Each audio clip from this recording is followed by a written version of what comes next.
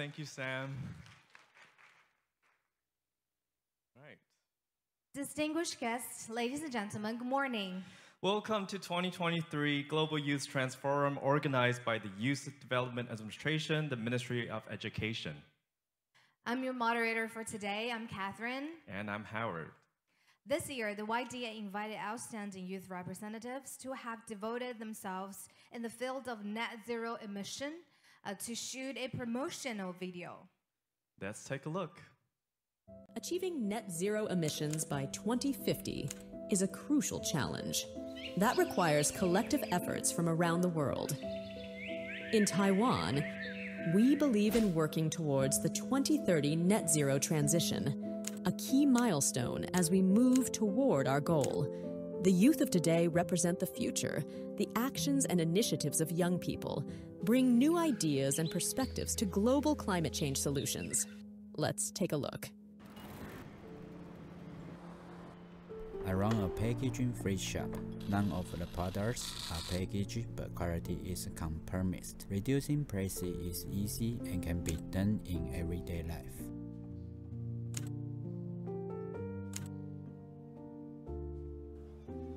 Night markets are a feature of the local culture. I enjoy street food in an eco-friendly and plastic-free way. It tastes the same.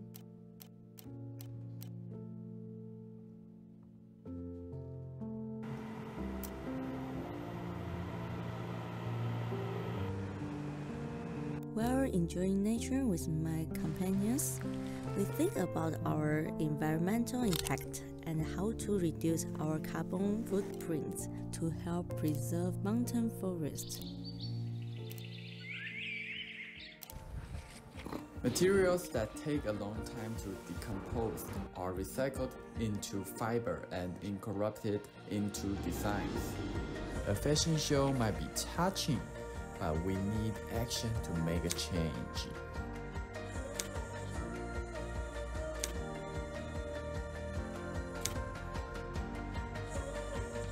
I care about the environment, so I'm active in sustainability and climate change movement. I hope that by speaking out internationally, Taiwan will join current climate actions. Our concern for the environment unites us with a common purpose and language. Now, we stand together to let everyone hear our voices.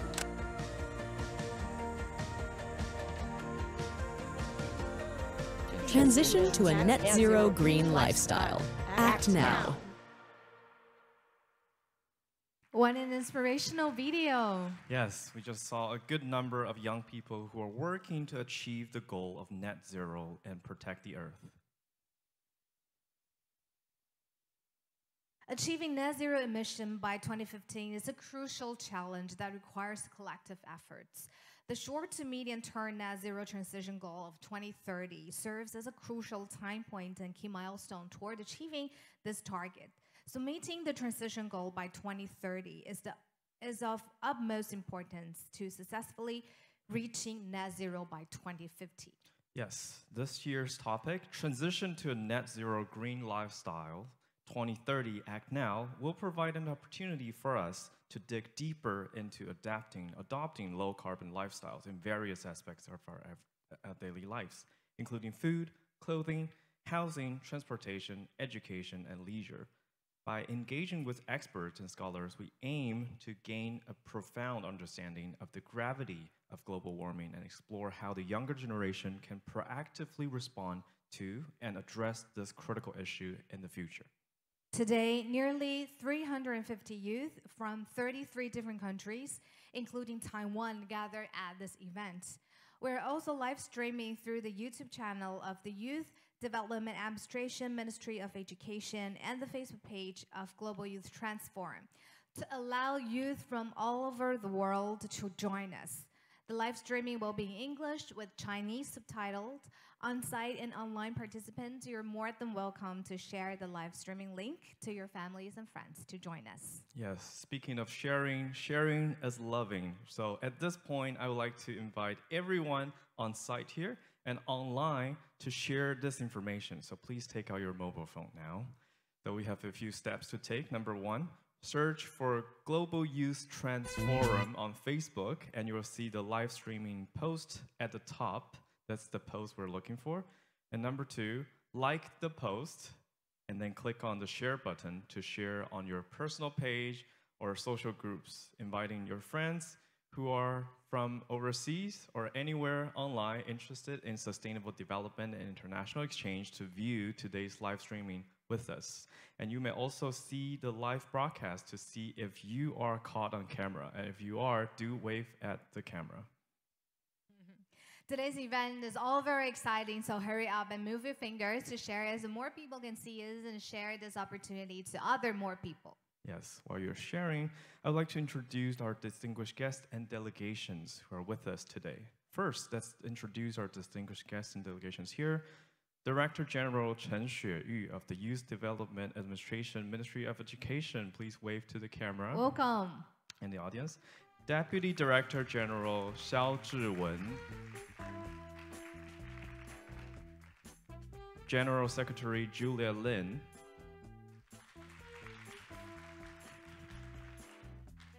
Now let me introduce today's heavyweight panelists. Madame Shi Wenzhen, Deputy Minister of Ministry of Environment. Mr. Benjamin Streleski, Youth Advisory Group on Climate Change. Mr. Sonam Wanchuk, founder of Himalayan Institute of Alternative Ladakh.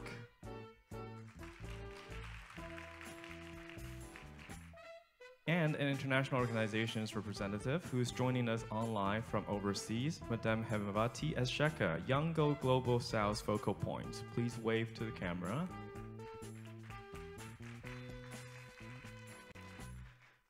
We have the delegations from around the world. The Paraguayan delegation.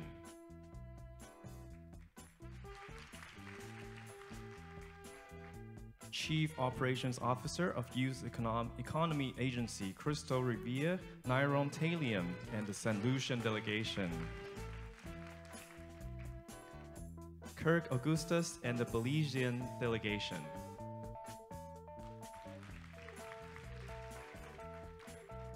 Lord Leomer Pomperada and the American delegation.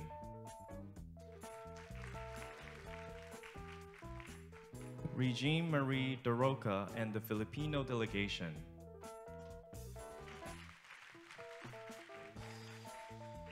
Cedric Balz Leo Balthasar Wiedemann and the German delegation.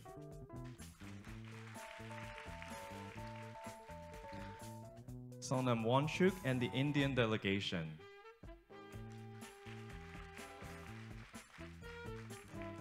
Muhammad Naufal Ananto and the Indonesian delegation.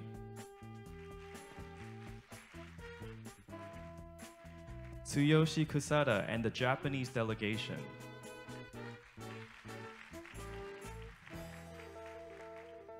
Dae-Yoon Lee and the Korean delegation. Yuki Lam and the Malaysian delegation.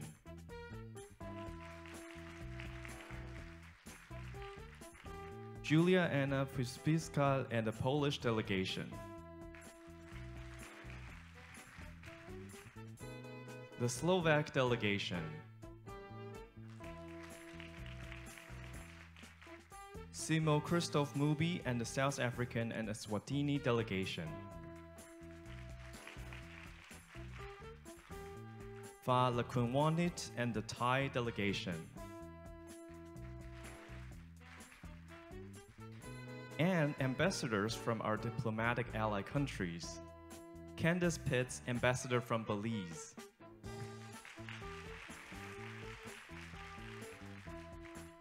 Carlos Jose Fleitas Rodriguez, ambassador from Paraguay.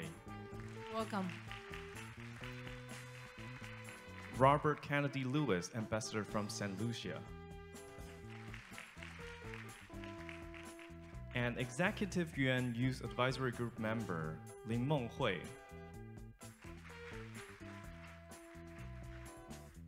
With such a strong lineup, I'm sure the participating youth will benefit tremendously from this forum. And next, let's welcome Director General Chen Xueyu to say a few words to us. Please welcome her to the stage. With the opening of the borders, through the model of international youth coming to Taiwan to interact with Taiwanese youth, not only can international exchange be achieved, but it's hoped their experience and knowledge of Taiwan can promote and boost the talent exchange. Welcome.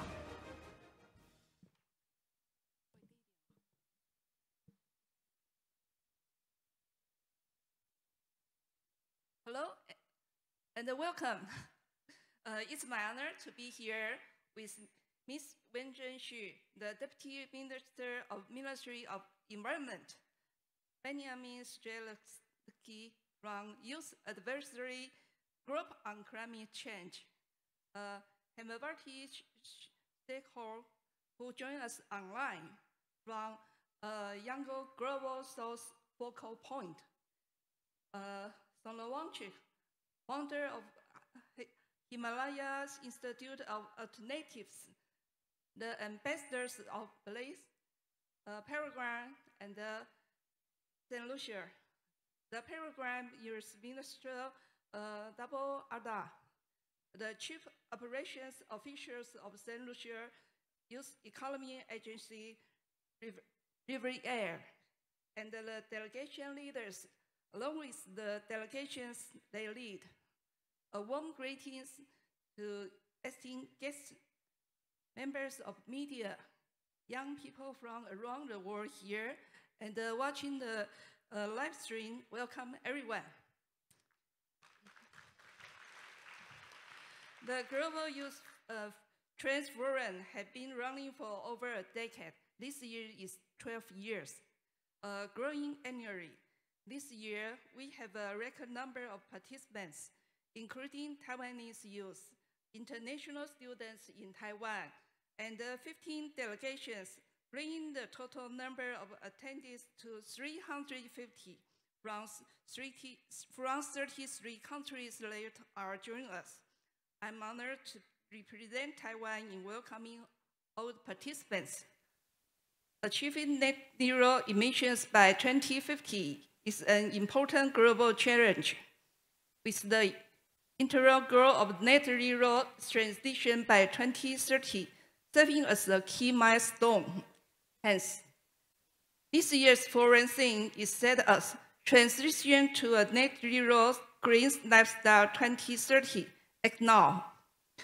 As young leaders, we can start with ourselves by exploring the possibilities of net zero green living in our daily lives, developing climate actions and advocacy, and enhancing public awareness and consensus on the net zero transition.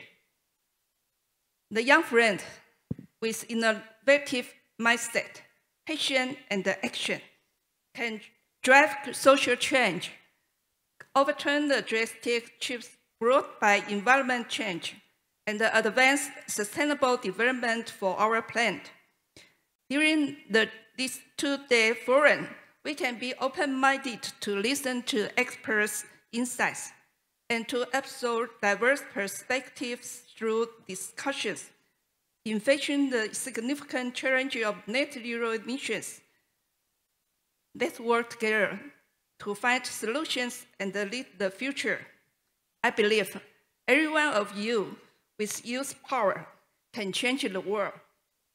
I wish this event a great success and hope you all gain immensely from it. Thank you. Thank you, Director General Chen. Let's work together, everyone. Thank you for the opening remark. Let's look forward to having more understanding of net zero from the two-day forum, and let's get ready to face more diverse challenges in the future with the knowledge gained. All right, friends now joining us online, let's take a short break here, but don't go away as exciting sharing session will begin in 5 to 10 minutes very soon. Yeah. We'd like to invite our guests and young friends who are with us in person to take a group photo. I'd like to request our guests to remain seated while our young friends to stand up and move to the center. The photographer will be taking the picture from the stage. You may remove your mask if you're wearing one for the photo shoot. So now we would like to invite everyone to basically stand up, and we'll have the photographers to take the picture from the stage. Right. So we will be surrounding the 2 tables in the front, basically.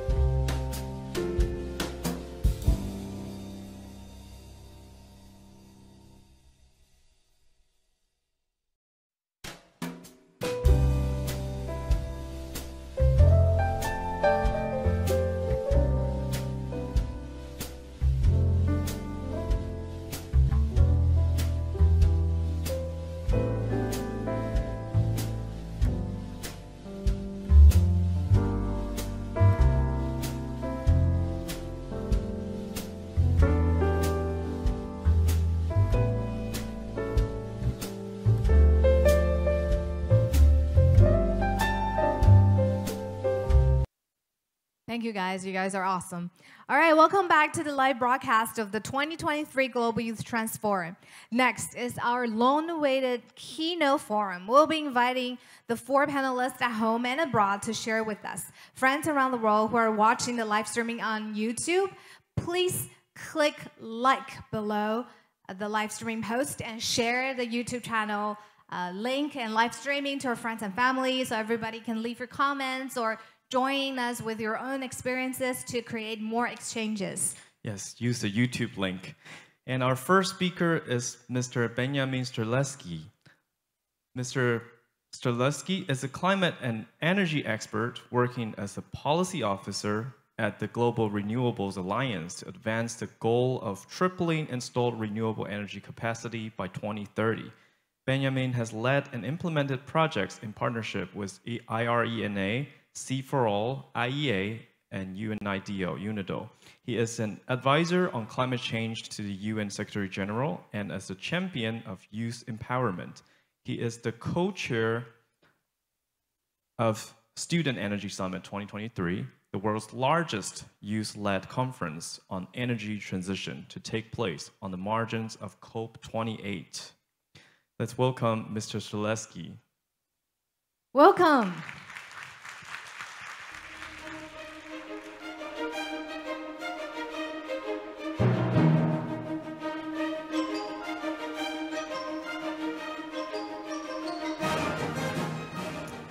Okay.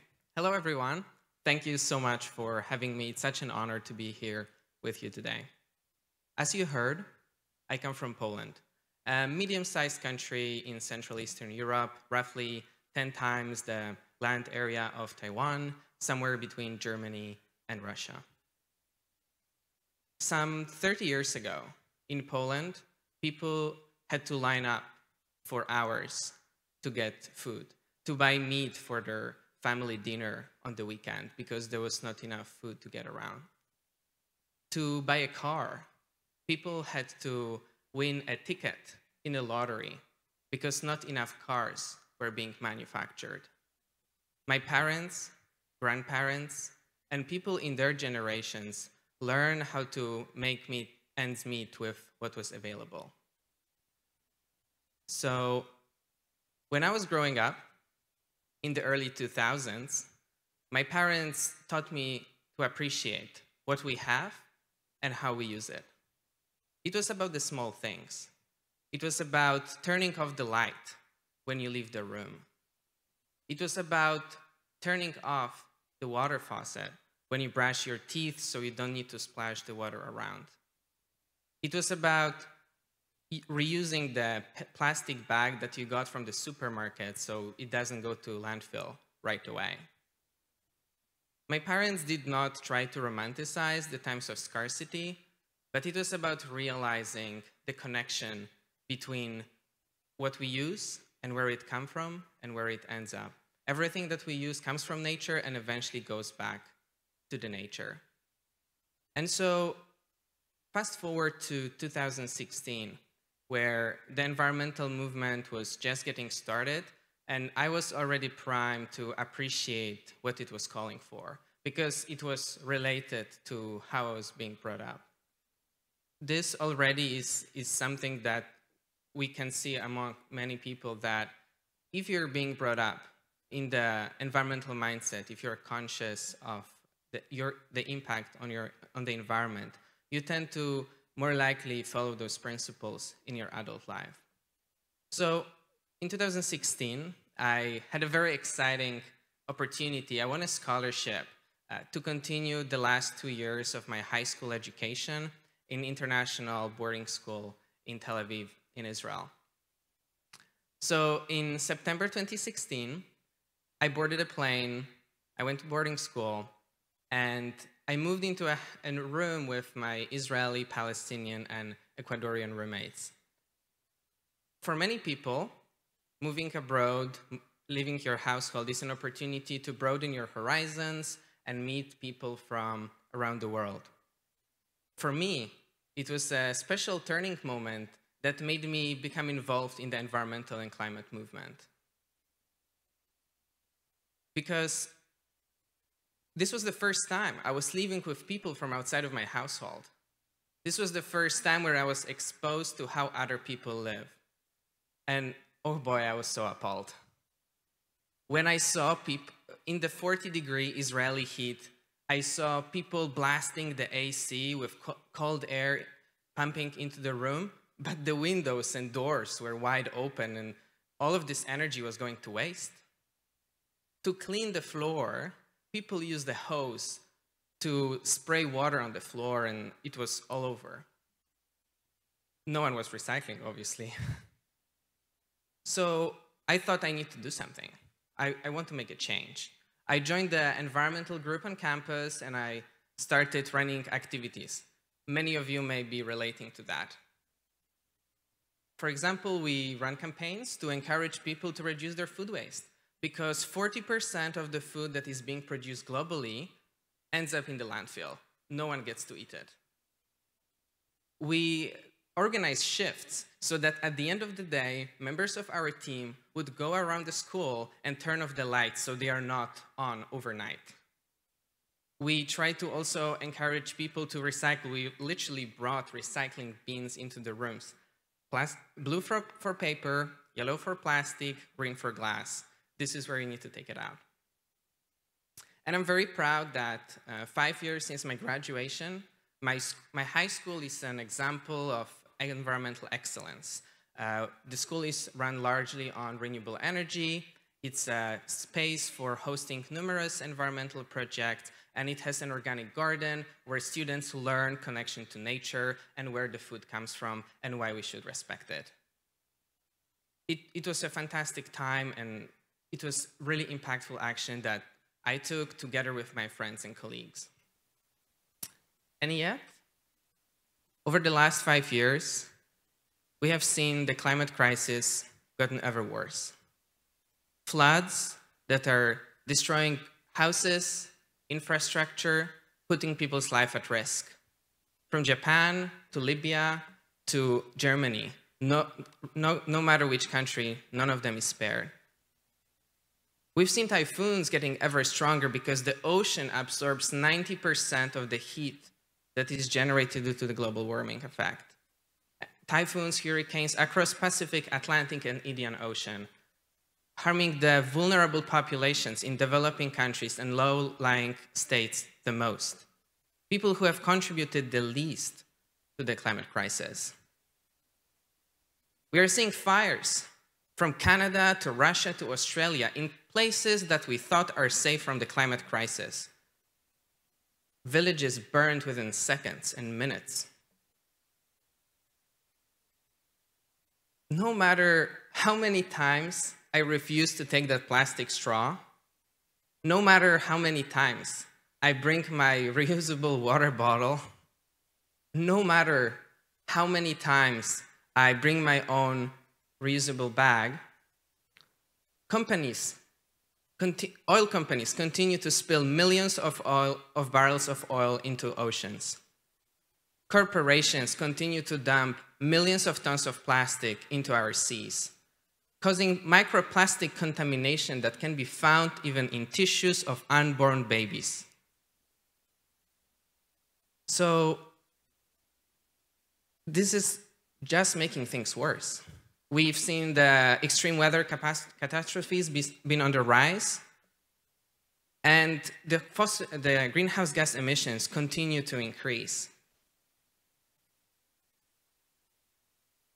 Right now, we are emitting so much greenhouse gas emissions, carbon dioxide, methane, and other gases that are equivalent to 600,000 atomic bombs per day, every day of the year.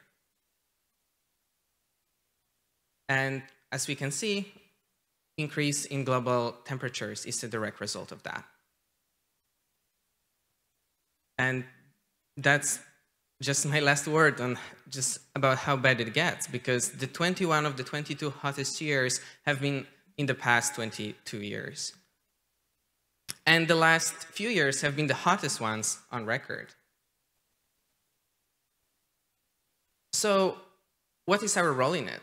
Because our individual action is clearly not enough compared to the scale of the crisis that we are facing. While it is important, we need to unite and we need to act for systemic change. And I would like to share with you today 3 recommendations for what we can all do. First, vote with your ballot. In countries like Poland and Taiwan, we are honored and privileged to be able to vote in our elections, to be able to have a say over what our decision makers do on our behalf, what policies they enact, and how they regulate the companies. So whether you can vote already or not, you can get involved. If you can't vote for yourself, talk to your friends, talk to your parents, talk to your grandparents. Go and check which political party advocates for more ambitious climate action and support them. You can go to a rally, you can hang a poster, you can join their youth party. Not everyone needs to get involved in the politics, but at least have a say and make sure that you're advocating for the right cause. Second, vote with your wallet. Each of us goes to shops, each of us buys things. It matters. Right now, greenwashing is on the rise. Plastic companies, oil companies, they are trying to convince us that they are part of the solution. Right now, they're only part of the pollution. And so it matters how each of us makes their choices when we buy things for ourselves, for our family. And it goes beyond that. It's about holding companies accountable. It's about calling out on your social media, in your networks, in your events. How do you engage with them? How do you give them a space to say what they want to say?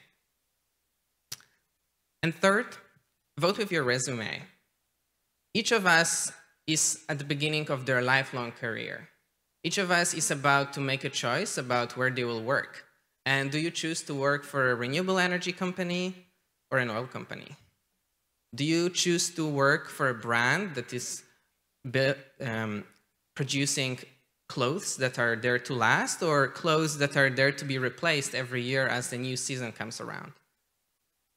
Each of us gets to choose where they work, and even whatever job you choose to do, within this job, you can have a say. You can tell to your superior, you can tell your director, how about we change our practices this and that way to make things better? Because it's about building a better future for you and for your children. So at the end of every presentation anyone has ever given about climate change, there's always this one question. There's always this one person in the room that asks, so what can I do?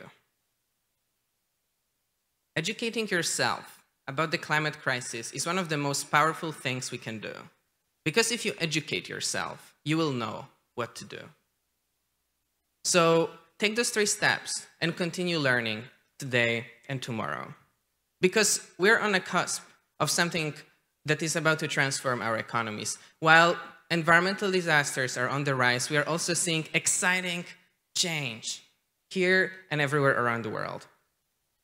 We know that we have the technologies we need to reduce emissions by 50% by 2030 and on the pathway to net zero by 2050. The reductions that we need to meet goals of the Paris Agreement to keep the planet safe and inhabitable for future generations. We see the cost of renewable energy technologies and other necessary solutions dropping exponentially over the past few decades and becoming cheaper. Today, installing renewable energy is cheaper than running existing coal or gas generation in most jurisdictions. So don't let anyone tell you that solving climate crisis right now is expensive. And we know that once we manage to stabilize the emissions, the temperatures will also stabilize. So every day counts, every ton of CO2 in the atmosphere matters. So where are we now? If we look at the projections and the deployment of renewable energy, we see that the goals that we set at the beginning of the century were achieved many times over, and more is yet to come. Wind energy, solar energy are exceeding any expectations that anyone had about where we can be today. We exceeded the goal for 2022 by 252 times over. Countries are committing to action. In 2015, at the monumental COP in Paris, all countries of the world have come together to agree to the goal of achieving net zero greenhouse gas emissions by mid-century. And it's not only the countries that take action, because while they do commit to net zero, and as we can see, over 80% of global emissions right now are covered by net zero targets, it's also about other stakeholders. The private sector is leading away. Over 400 companies in the world have committed to achieving 100% renewable energy in the next few years. And these are just some of the brands that you hopefully recognize. Young people are coming to the streets and taking their politicians and decision makers accountable, and we all have a role to play in that. So As we will speak today about the solutions and the challenges, remember to use your voice and use your vote and use your choices and speak truth to power, like your world depends on it, because it does, for you and for future generations. Thank you.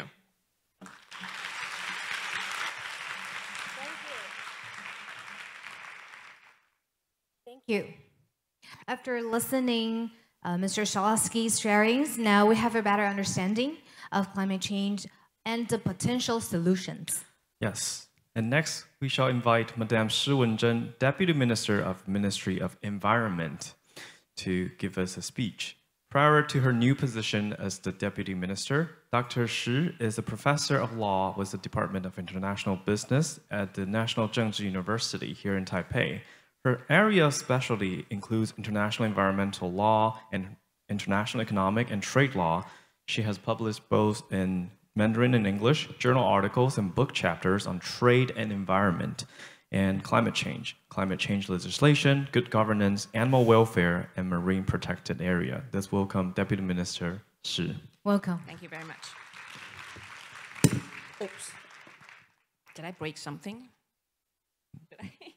No, it seems fine. I think I can hold it. Okay. Thank you very much.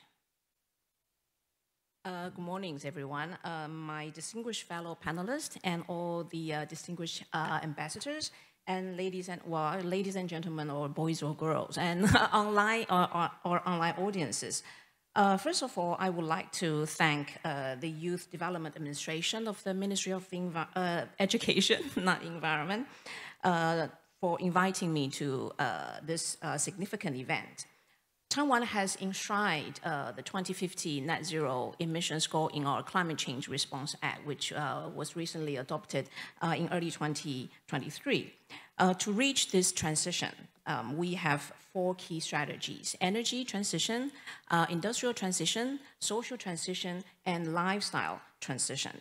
For our young generations, I think that lifestyle transition is probably the most educating and advocating aspect of the 4 transition strategies. So today, I will share with you our ministry's effort to help with the lifestyle transition to a green living. As introduced by our host, I started my new post as a deputy minister on the 1st of September this year.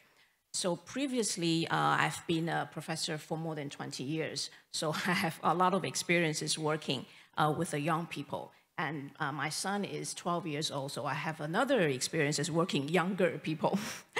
That is the reason why it's been an honor for me to talk with our promising younger generation.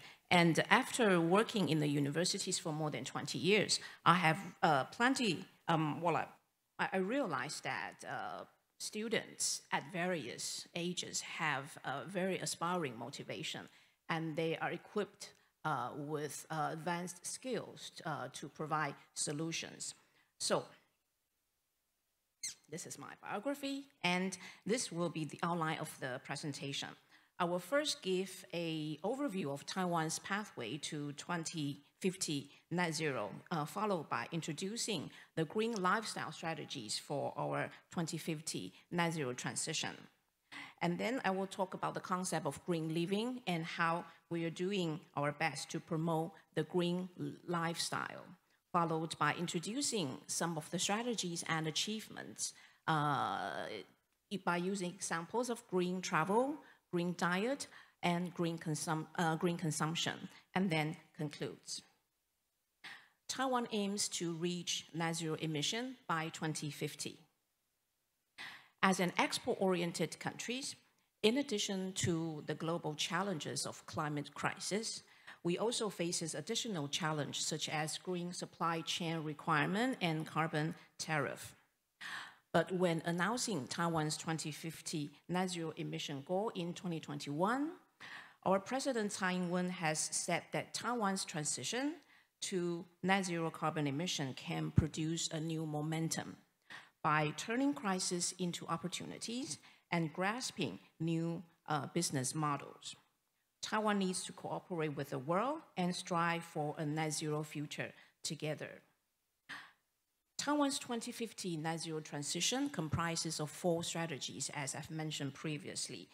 This includes energy transition, industrial transition, lifestyle transition, and social transition. And to implement these 4 strategies, we have also coupled that with 2 governance foundations. One is technology R&D, which is probably the most advanced aspect in Taiwan's industry. And also we have climate legislation in place. I will focus on the lifestyle transition and some of the action plans to implement such transition in Taiwan. This diagram shows the 12 key strategies for Taiwan's 2050 net zero transition.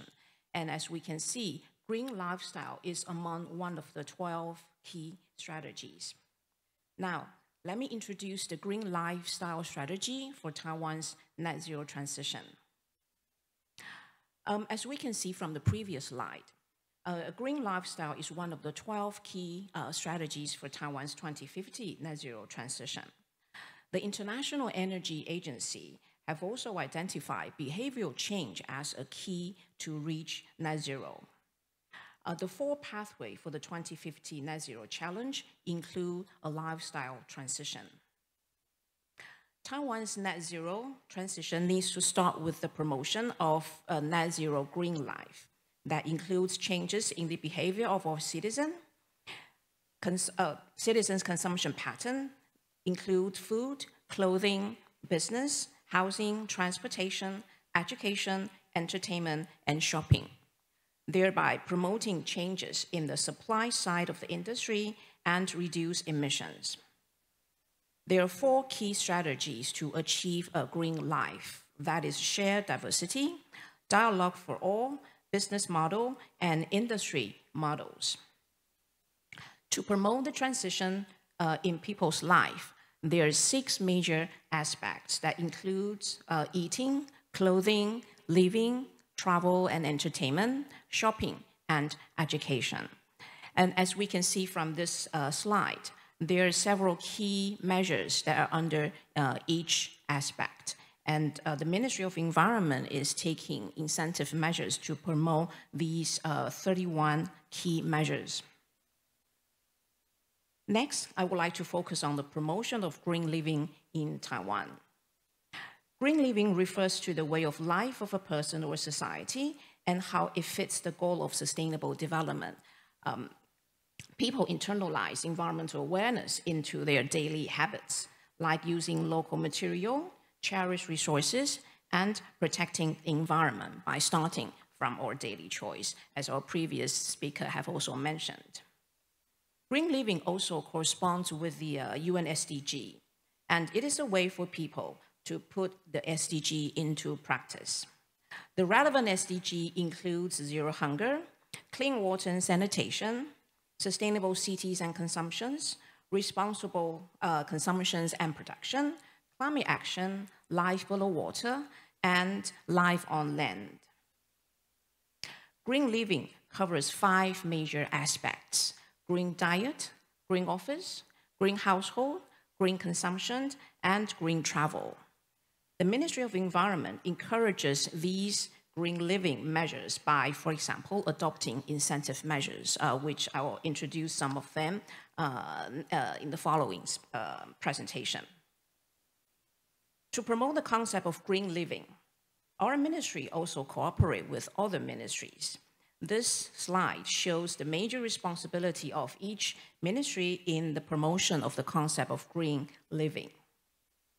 Next, by using green travel, green diet, and green consumption as an example, I'll share with you some of our strategies and achievement. For green tourism, it combines green restaurant, green accommodation, and environmental education activities to promote green tourism. And Taiwan is probably one of the few countries in the world that has an Environmental Education Act in place that requires government officials, universities, students to receive mandatory environmental educations throughout the years. So for example, as of September this year, There are more than 700 group itineraries and more than 300 individual itineraries for green tourism. For example, the one-day tour to Torako Shanyue Village include a visit to Shanyue Village in Torako, Hualien County, and we can also visit a local bamboo, a local restaurant, a local green restaurant to enjoy a local bamboo rice and stay at the village hotel. To support green tourism, we have also established its infrastructure for public transportation so that people can travel easily. For long-distance travel, we have the high-speed rail and train. And in the cities, we have metro stations that are linked to buses and public bicycles. Through public transportation, we can reduce the use of private vehicles in tourism activities. For green diet, we are promoting the policies for reduced use of bottled water, the use of environmental friendly cups and rentable and portable cups are also promoted, and discounts are offered on environmental friendly cups. We also encourage public to reduce the purchase of disposable containers and set up tea serving stations and water dispensers. And we have an app that will be introduced in a moment that shows where we can find these water refill dispensers. Reducing the use of one plastic bottle can reduce a carbon emission by 93 grams. We have so far reduced the use of more than 1.6 million plastic bottles, which is equivalent to reducing more than 1.5 million kilograms of carbon emissions. For green consumption, we use environmental labeling scheme to promote green consumption. The Green Mark label was introduced in 1992, and the scope of the Green Mark product was expanded in 2014. To improve the credibility of the Type 2 Green Mark, it is mandatory for the manufacturers to get certification by third parties. As of September 2023, there are more than 5,000 products with Green Mark labels on the product. We also have legislation in place to require government agencies to implement green procurement. In addition to products, the Green Mark can also be applied to service providers such as hotels and restaurants. We have also introduced a carbon footprint labeling scheme in 2010, which is one of the few carbon footprint labeling scheme in the world that are reviewed and awarded by governmental agencies. Furthermore, in order to help our industries to disclose carbon footprint information, we have also set up an information platform. By scanning the QR code, you can find more information about a carbon footprint of each product. Another feature of our scheme is that the carbon footprint label and the carbon footprint reduction label are linked to the Green Point system, which will be introduced next. More importantly, the carbon footprint reduction label is also recognized by the government's green procurement regulation.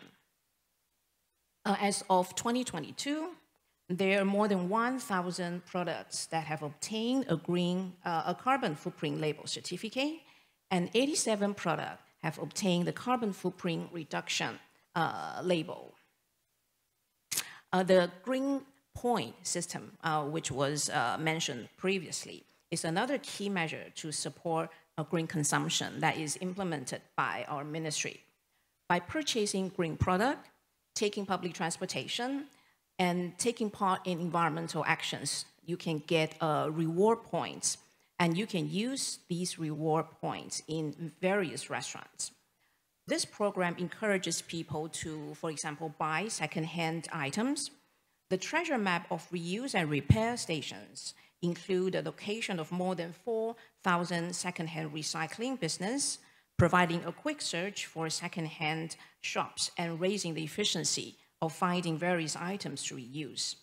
So far, the program has more than 900,000 members and have accumulated 290 million green points. These green points can be redeemed when purchasing green products with a green mark and carbon footprint label. They can also be redeemed for consumption at green service stations, such as hotels and restaurants that carry green mark. We have also developed an instance messaging app showing a map of green living. It provides the public with the location of green living facilities, for example, the water dispenser facilities that I've mentioned, and also places where you can find green mark hotel, green mark restaurants, and vehicle inspection stations, water dispensers. And you can also access weather information using this app. Finally, to conclude, behavioral change is integral to the goal of net zero emissions. And to promote green living for all is to urge people to change their living habits, which has already been mentioned by our previous panelists. And infrastructure has to be built so that all people can participate. And this will be the responsibility of the various governmental agencies. International cooperation is also key to achieving 2050 net zero, especially innovation and investment to accelerate the global energy transition. And for the benefit of future generation, everyone needs to change their behavior and living a greener life, coupled with government incentives and regulations to reach sustainable development goals.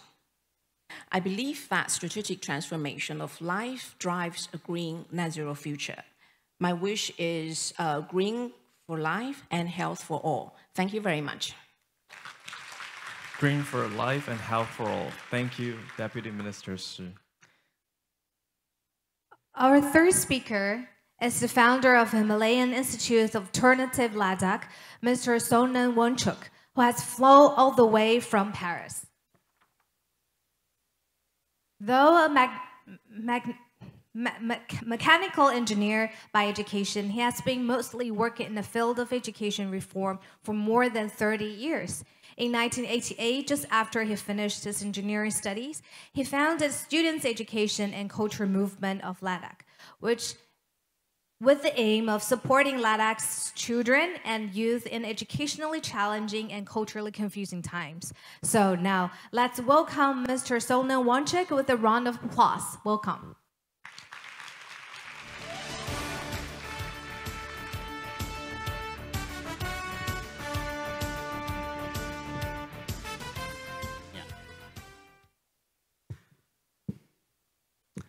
Thank you very much, and good morning and Jule as we greet in Ladakh. I bring you very warm greetings from a very cold place, high up in the Himalayas in India called Ladakh. I'm very grateful to the Youth Development Agency here, YDA, that has brought so many young people to discuss such an important issue.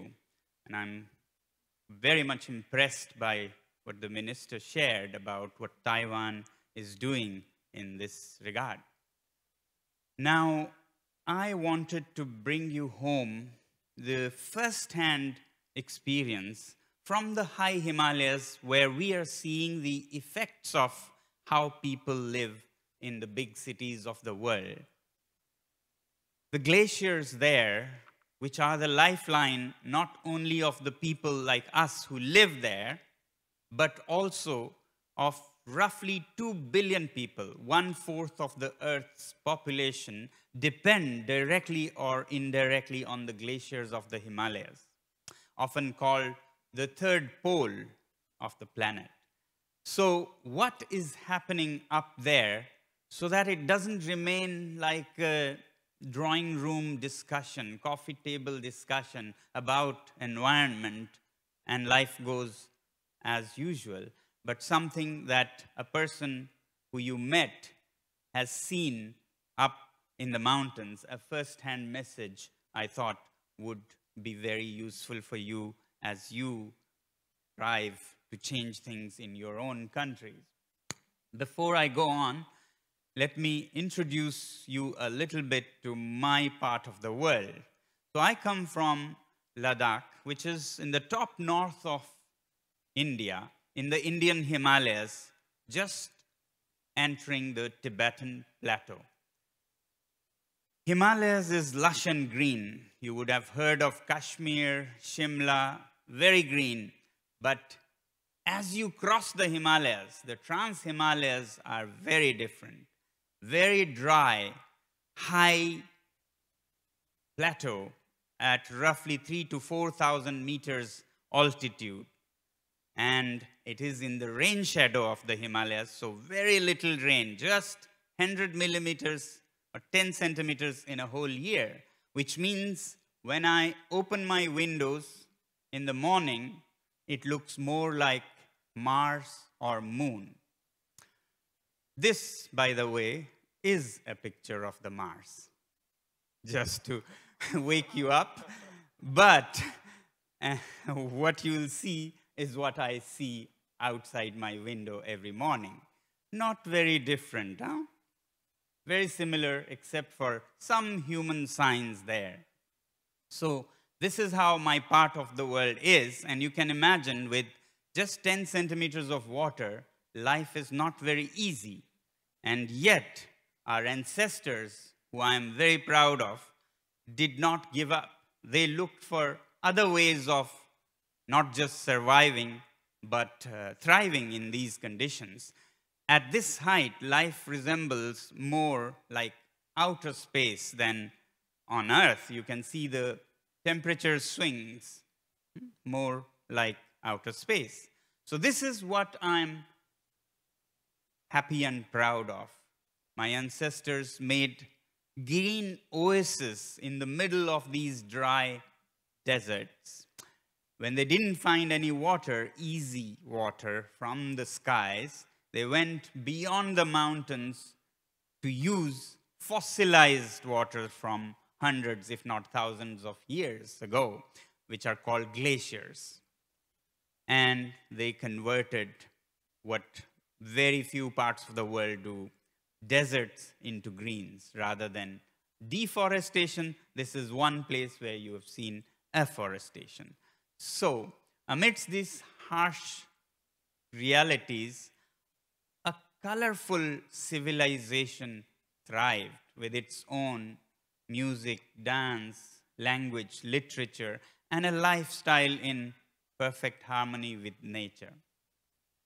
But now, for no fault of ours, things are changing.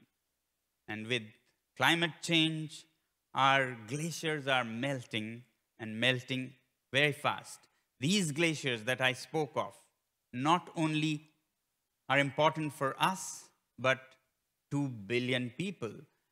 There are roughly 50,000 glaciers in the Hindu Kush Himalayas, and this one picture frame that I took from the aircraft shows roughly 10 glaciers, so many of them, but they are melting away very fast.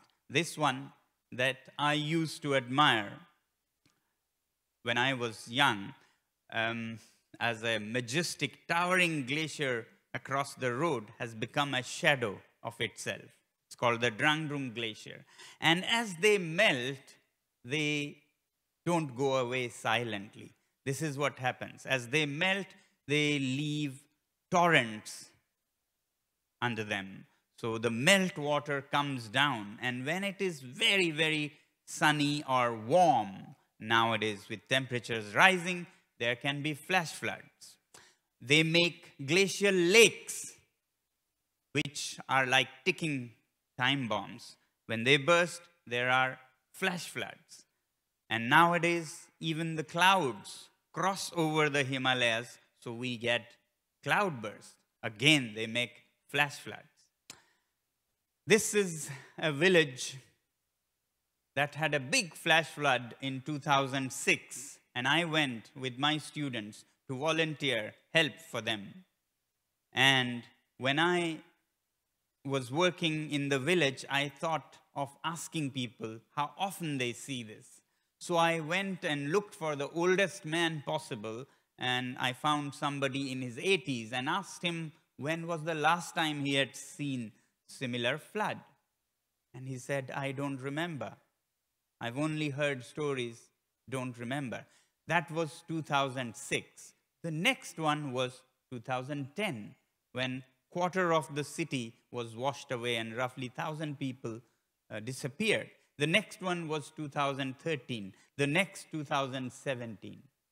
This is the frequency of such crises in the high Himalayas, where people don't do much to contribute but have to take the brunt, together with those by the oceans who will see also consequences of these. Now, we in the mountains are also not sitting hand on hand as silent spectators. We want to do everything that we can do, but the solution is not in the mountains, though. So, personally, after I finished my mechanical engineering, I wanted to support education that could be meaningful in the mountains, that doesn't destroy nature. So we started an alternative school called SECMOL, where educational reform and environmental sensitivity both could be brought in. So this was a school in mid-90s which was fully solar powered, solar electrified, solar heated, and built with mud or earth as a building material, most natural material. Perhaps the world's first school campus to be net zero. And net positive even is what we try to achieve. At the school, the students take charge and they run the school like a little country with its own government, its own little parliament, and students take responsibility of making and running the school the way they want to. I have some of my colleagues here who you can meet later. But anyway, so they are in the driving seat. Educational reforms, giving teenagers responsibility and respect to take charge, be in the driving seat.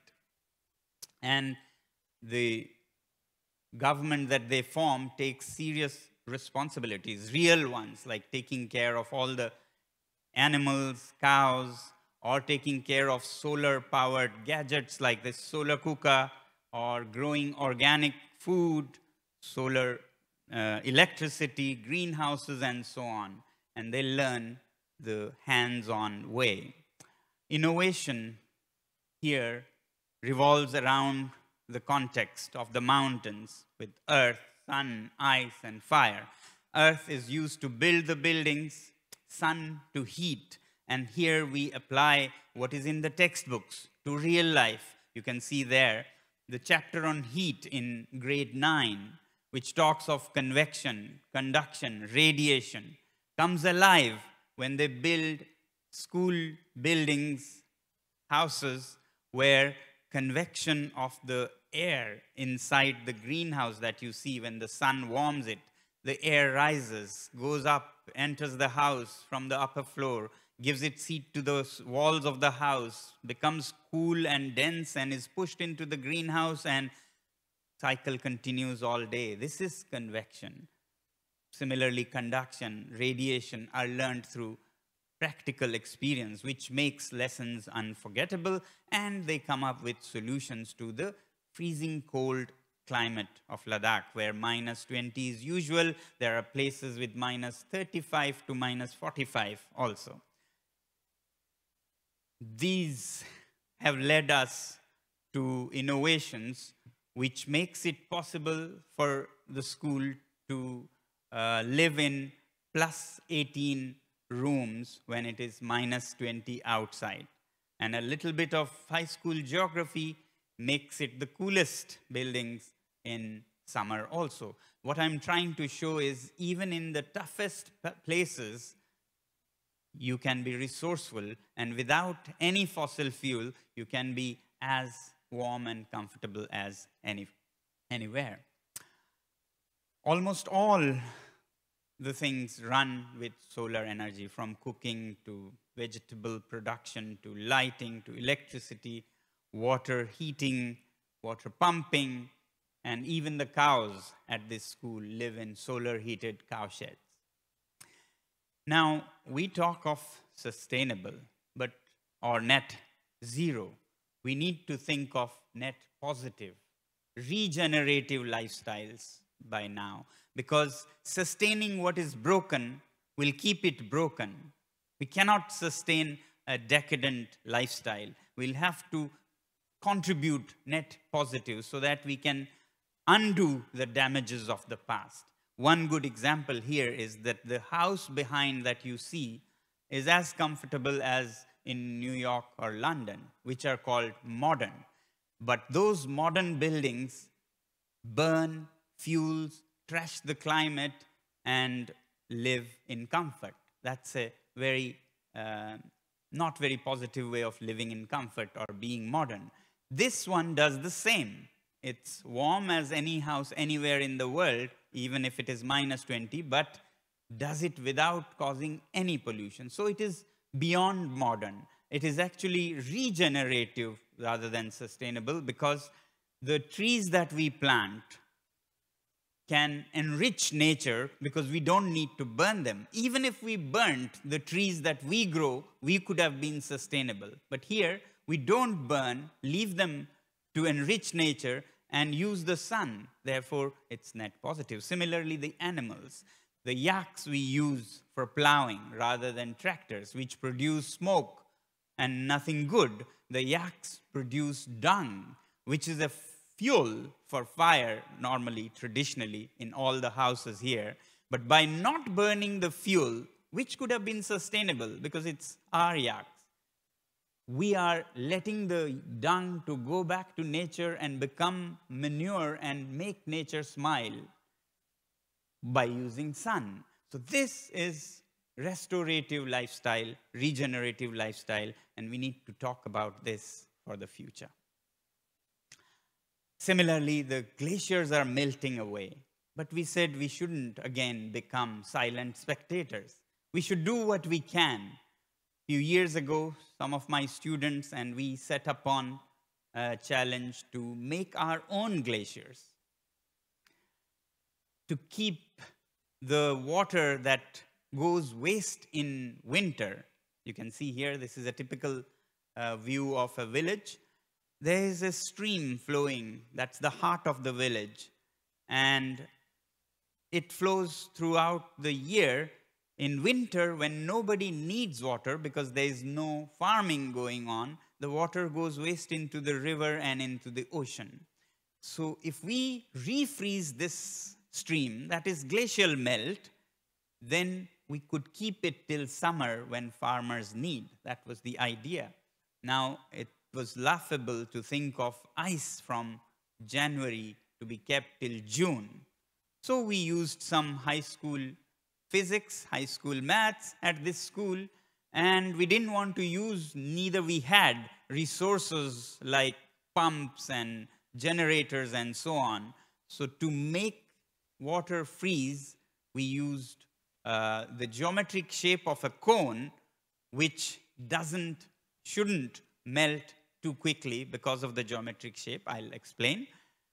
And to make a large, giant cone like a pyramid of ice, that's 10, 12 stories high, you need big, heavy pumps. We don't have those, nor do we want to use. So we use gravity, which is free for all. In mountains, there's always an upstream and a downstream. If you put a pipe upstream, bring it downstream where you need water, there is gravity, there is pressure in the pipe. And with this pressure, without any moving parts, pumps or fuels or pollution, you can start a fountain, like here. A fountain that gushes into the air. By doing that, you make the water lose its heat. If you remember your physics, latent heat, which keeps it liquid, and when water loses it, it becomes solid, ice. And it takes the shape of a cone. Now, a cone has low surface area for the given volume, and therefore, the sun doesn't get enough surface area to melt it, so it should last long. That was the hypothesis. This was the pilot. This is 6 stories tall, holds 1 million liters of water, and sure enough, more than our expectations, it lasted till June, and slowly it melts to add water to the streams. And combining tradition with technology, we called them stupas, which are these sacred monuments in the Himalayas. You can see there, dotting the landscape. So we call them stupas of ice so that people can connect with it. It should not be just a scientist's thing. It should be something that people can relate.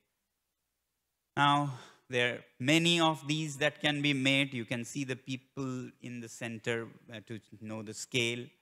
And the first one was 1 million liters. New ones like these have been 12 million liters, some 30 to 50 meters in height, and it's been spreading around Ladakh, neighboring countries, the Alps, and now in the Andes. This got us the Rolex Award for Enterprise, with which we started an alternative university after the alternative school. The university is called Himalayan Institute of Alternatives. Awards are fine, but we actually are not proud of them. The big but with this, the big but is that it's not going to solve our problems. Our problems are not in the Himalayas. Our problems start in the big cities of the world. So we wanted to give a SOS call to the world with the message, please live simply in the big cities so we may simply live in the mountains. And to connect to people around the world, especially young people, we didn't want to be preachy, so we created an interesting platform. 4 years ago, on the 150th anniversary of Mahatma Gandhi, we said, let's connect to the world to give this message and appeal to them to pledge for lifestyle change. What can help us in the mountains is if people change their lifestyles in the big cities. So, on 2nd October 2019, we started a platform called the I Live Simply platform, or the movement, where people can contribute. It's set like a crowdfunding platform to make it interesting for young people. They can contribute, not dollars or money. Money cannot help us up in the mountains. What can help is lifestyle changes. So you can pledge here to change your lifestyle from using aeroplanes to trains, cars to bicycles, not wasting food, planting trees. Each of these pledges are translated by the platform into dollars, just to give an idea of what you're contributing. So, finally, with these appeals, last year, we wanted to make it even more serious, escalate the issue, because our glaciers are melting fast. We'll soon be climate refugees. So I set upon a mission to give messages to two people, two sectors. One, people of the world to change their lifestyles. Second, the government to change their policies, to protect the mountains and the fragile ecology there. So I set upon a mission to give a message to the Prime Minister to protect Ladakh with constitutional safeguards that are possible in the Constitution. And for that, I set on climate fasts, first a 5-day one, and then a 9 days fast to draw attention of the government and of the people. And people have been very, very supportive throughout Ladakh and India and the world. Actually, on the last day of the climate fast, roughly 10,000 people gathered of a city that is only 20,000 people. So the support from people has been immense, and this winter, I'm planning to go on a 21 days climate fast, same as Mahatma Gandhi did, but for new challenges that the whole world is facing, and I look forward to your support in this movement for climate-friendly lifestyle, and thank you all for being here and thinking of these issues. Thank you very much. Once again, Mr. Sonawonchik, thank you so much for your sharing. We're now moving on to the last but not least speaker for the sharing. We have Global South's focal point of Young Goal, an international youth organization empowering children and youth to promote climate action. Madame Hemavati Esheka, who is joining us online from overseas. Ms. Hemavati Esheka is a lawyer by training. She is an advocate for climate justice and the founder of ENACT, Earth Foundation and Global South's focal point of Young Goal. Now, just put your hands together to welcome Madame Hemavati Esheka. Welcome. Hello, good morning. Am I audible? Yes, morning. Morning. Hi, good morning from India. I'm so thrilled to be here, but also missing out on joining everybody at the forum in person. I apologize for not being able to make it, but nonetheless, I'm happy. This is going absolutely great. Wonderful icebreakers. I've been here listening in. But for me, can we go back to the first slide, please?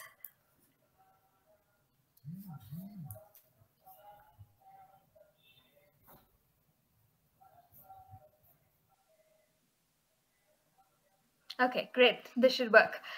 So just a little bit about myself. I would like to call myself, and usually do call myself, a climate justice advocate because I've been in this space for about 7 years now, and I've always been, I started my work in an NGO.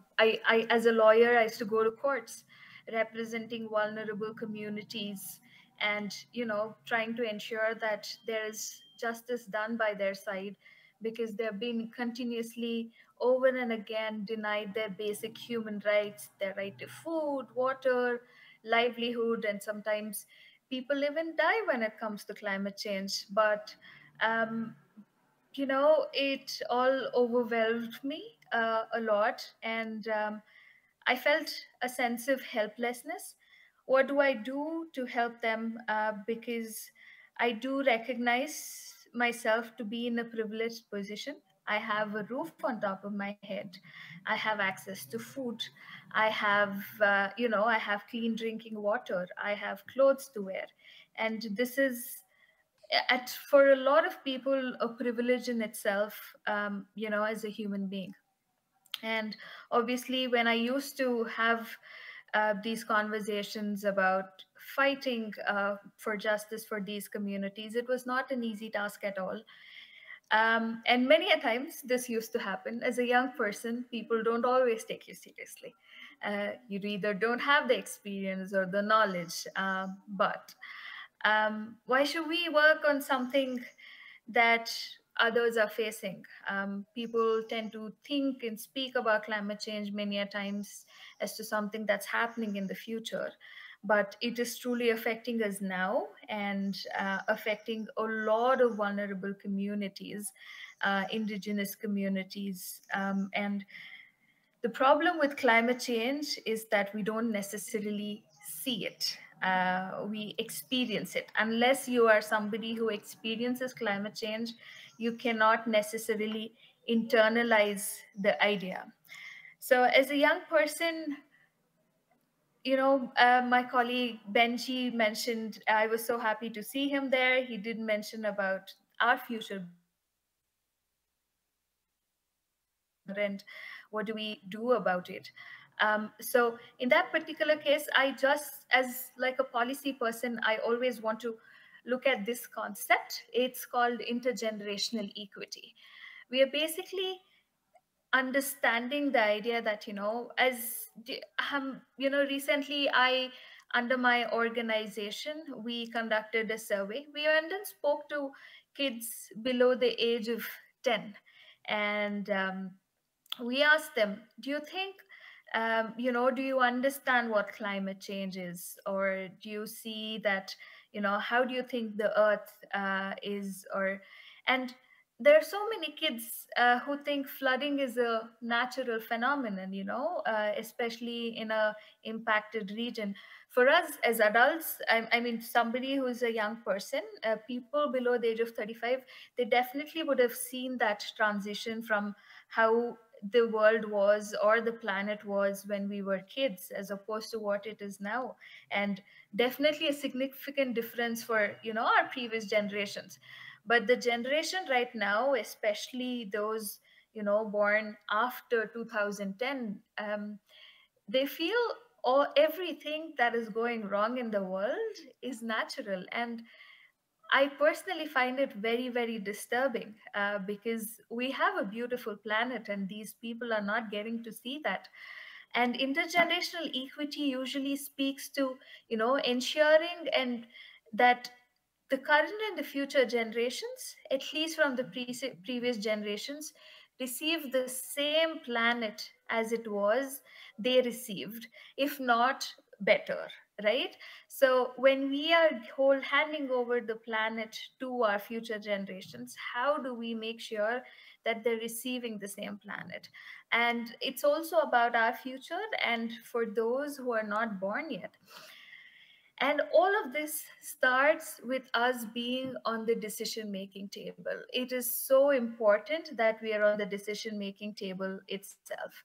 And many a times, unfortunately, people don't take us seriously. How would you all feel if somebody decided futures for us? As young people, a lot of us many a time speak about net zero 2050, net zero 2030, net zero 2070.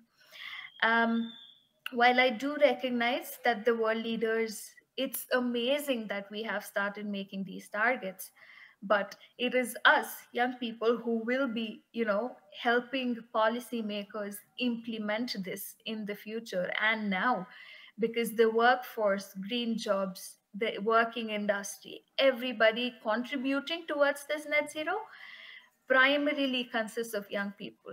It means we have to have a seat at the decision-making table. We have to have a choice about how our future is going to look like. And it is important that if people don't give us a seat, we bring our own chair.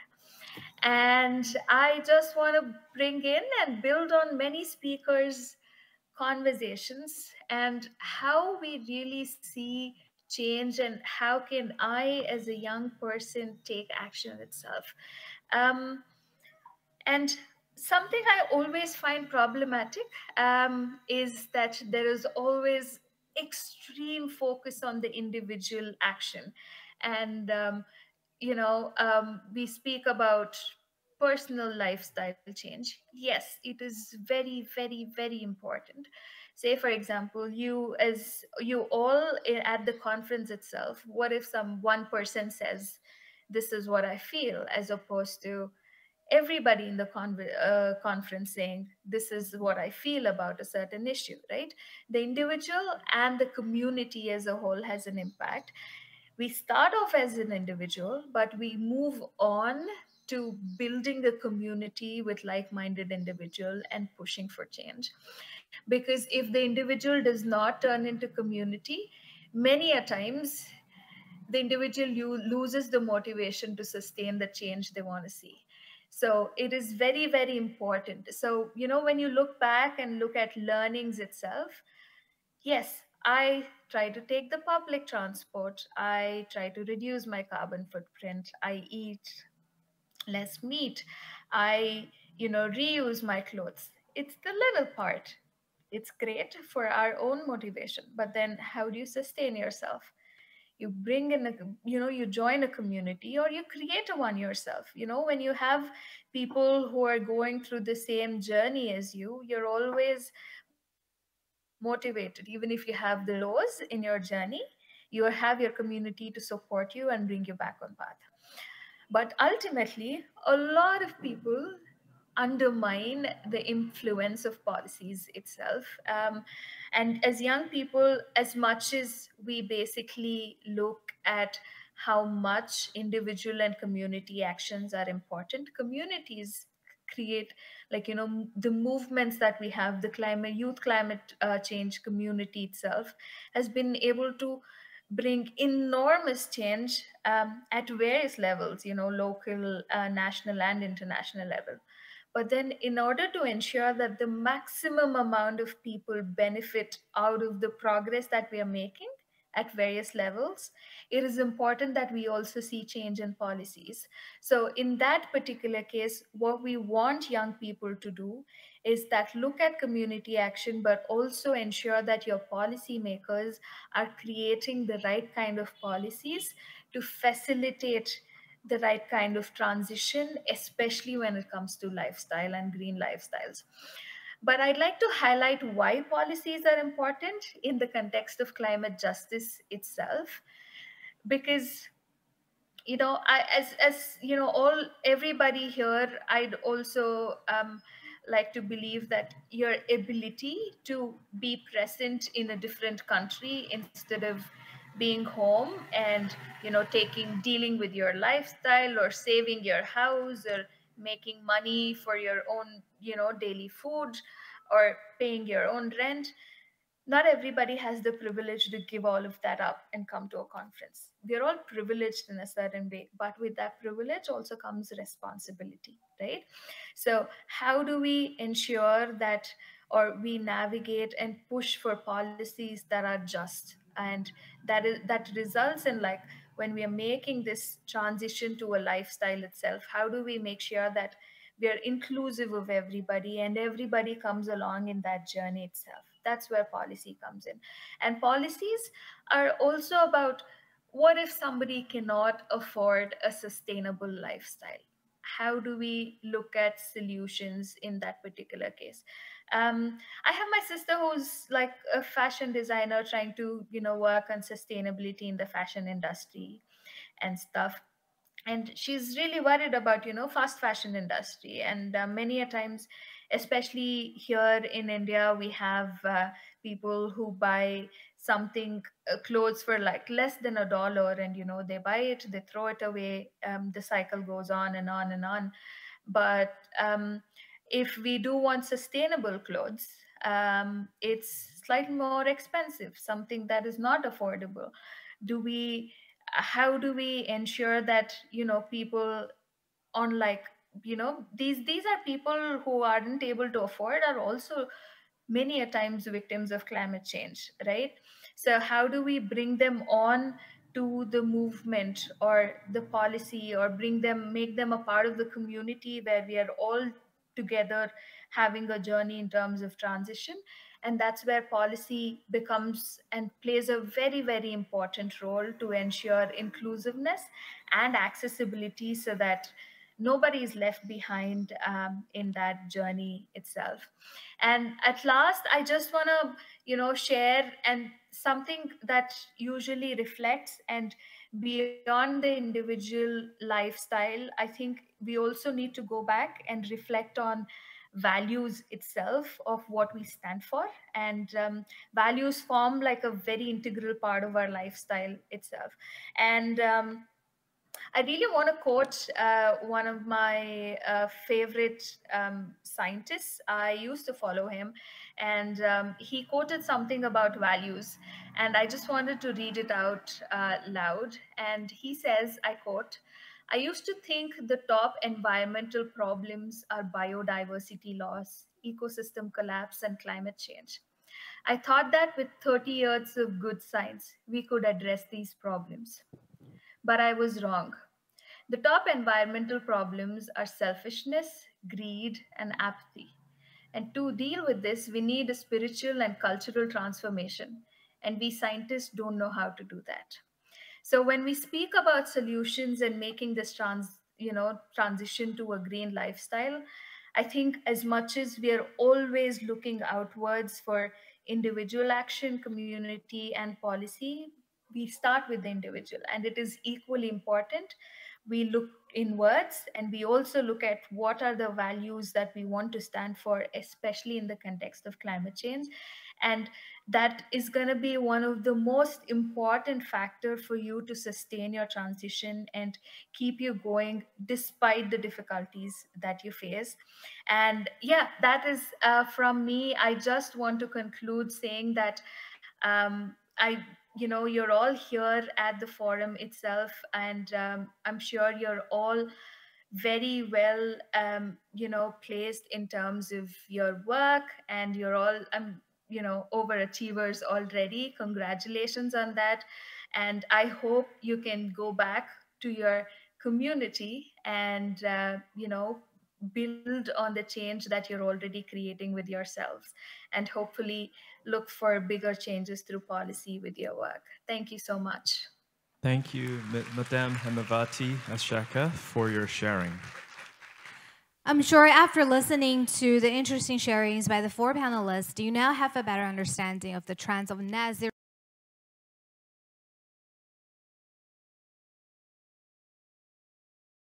sustainability issues. Now, let's listen to the representatives of the delegation to share how to promote sustainability issues and the action they actually take to guide people toward the desired future. Yes, and due to the time constraint of the forum, we only invite 7 representatives of the delegation to share on stage. You will have many opportunities today and tomorrow to share your insights and perspectives during the forum. And because today's session we're also live streaming, so we've also received many feedbacks and questions online, which we'll discussing during our Q&A session. Friends who are watching online our YouTube channel, you're more than welcome to leave your comments, ask questions, and share your country's and current situation and personal experiences. All right, now let's welcome the first delegation to share with us the Paraguayan delegation, Minister of Youth, Florencia Taboada. Let's welcome her.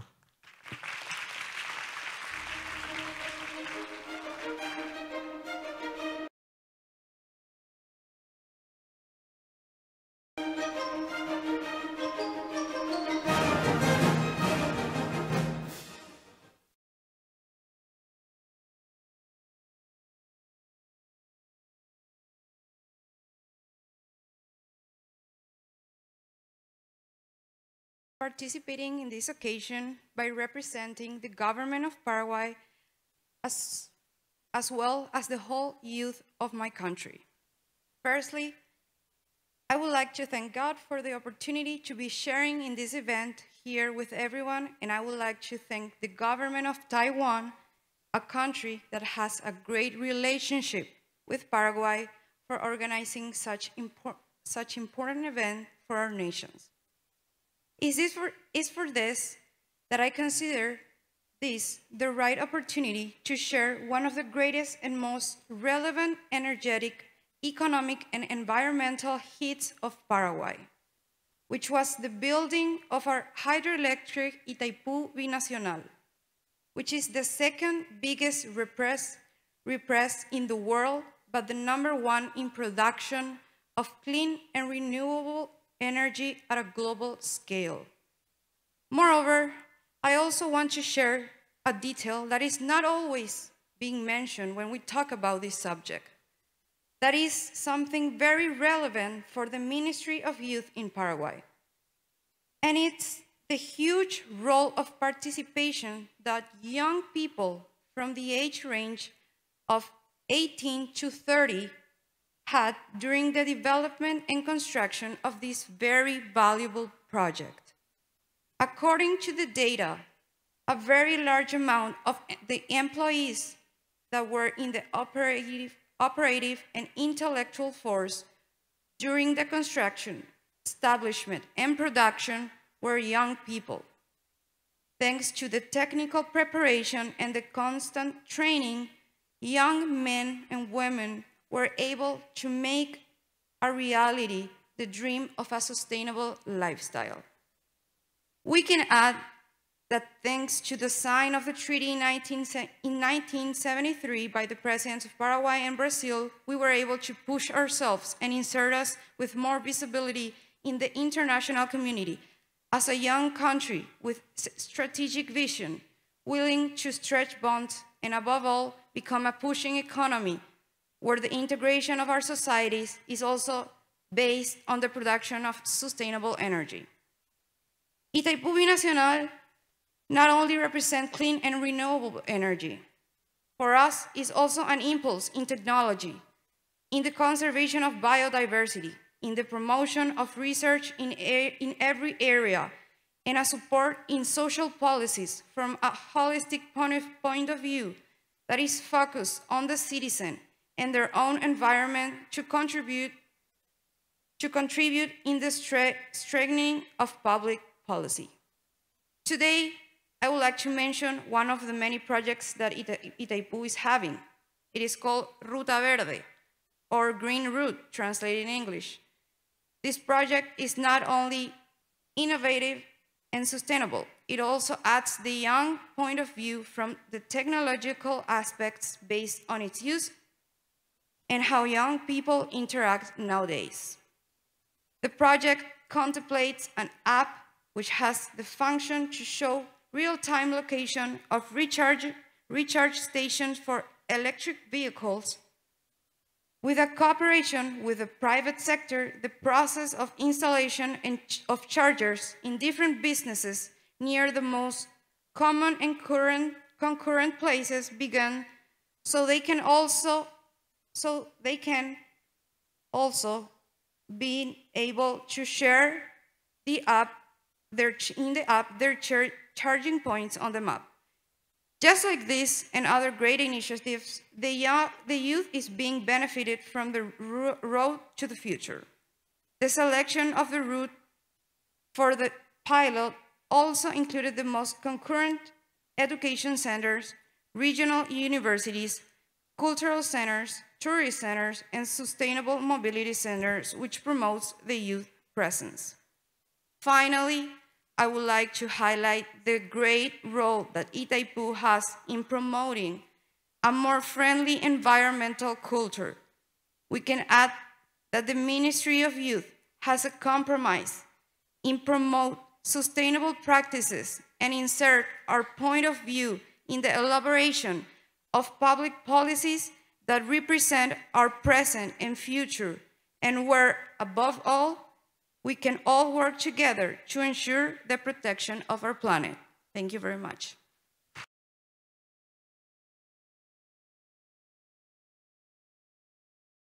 Delegation, Leo Balthasar Wiedemann. He is the first vice chairman of Young Liberals Berlin. Junge Liberale. Let's welcome Mr. Wiedemann.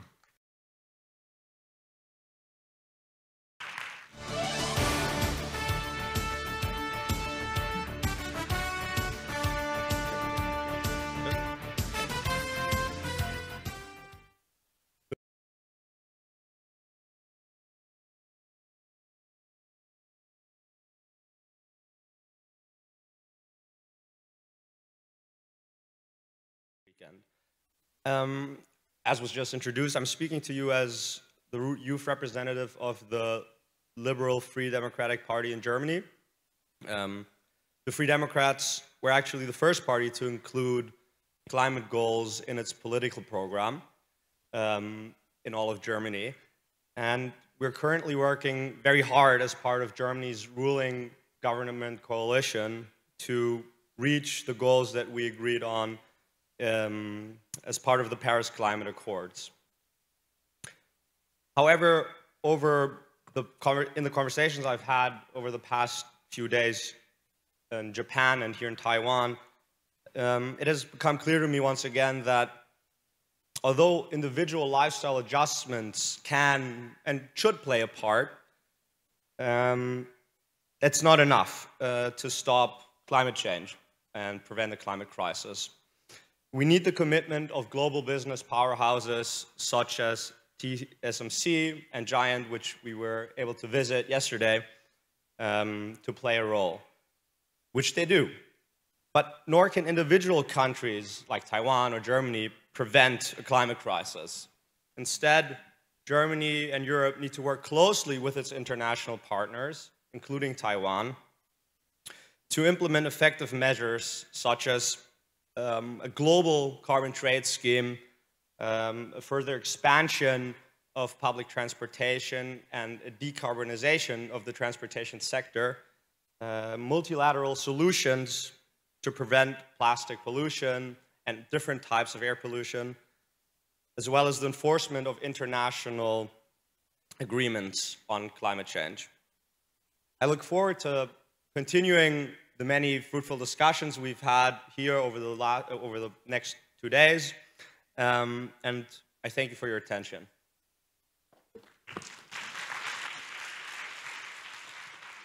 Thank you. Next, I would like to invite delegation, St. Lucian delegation, Crystal Riviere. Welcome.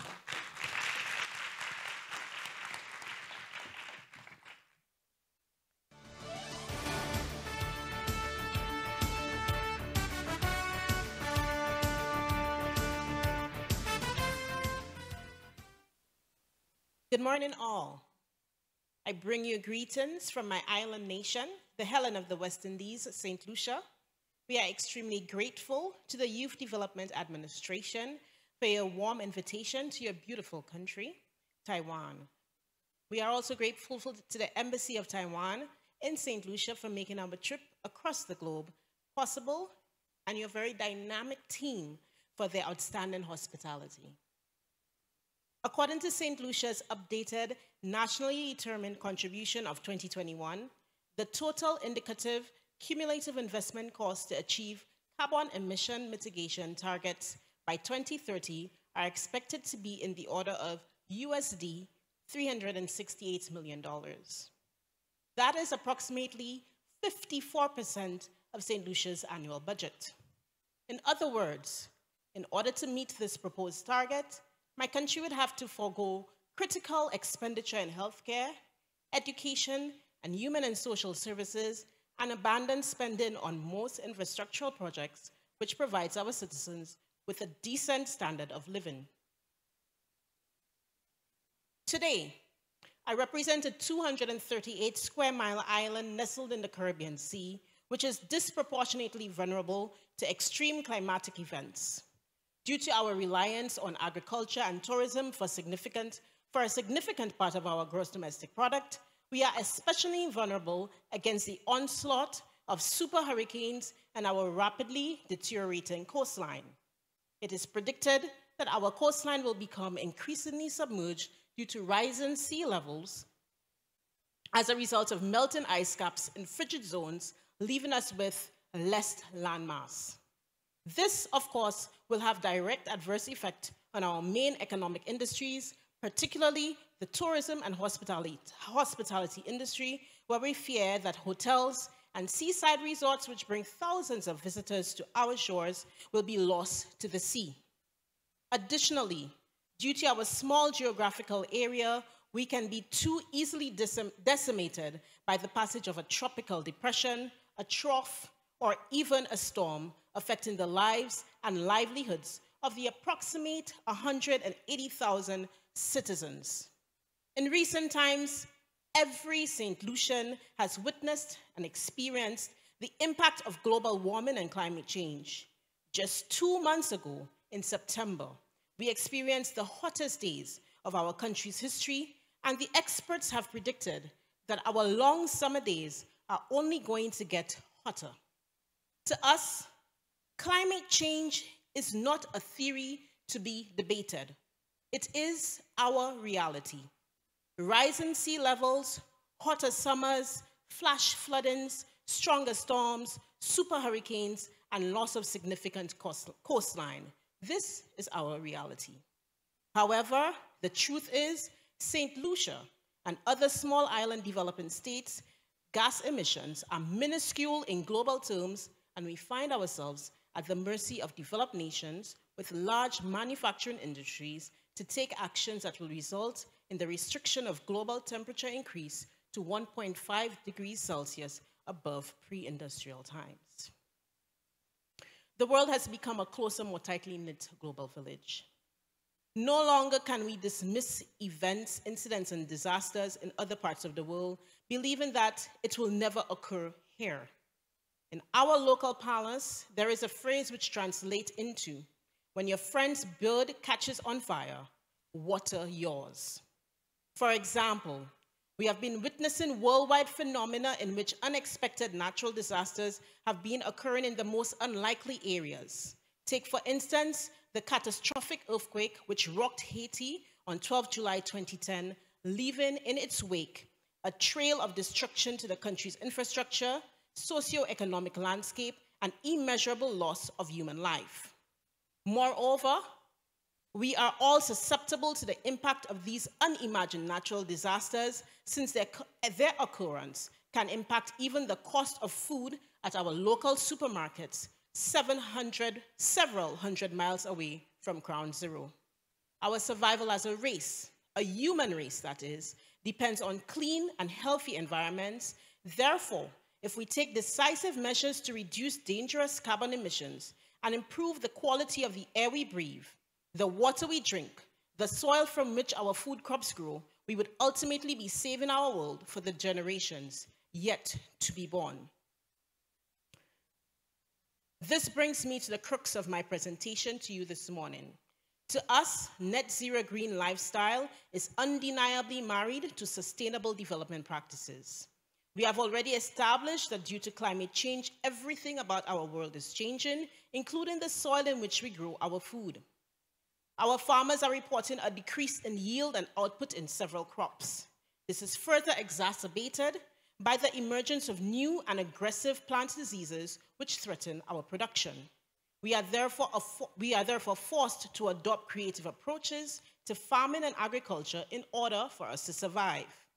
The agency I represent recognizes that a commitment to net zero must be backed by credible action.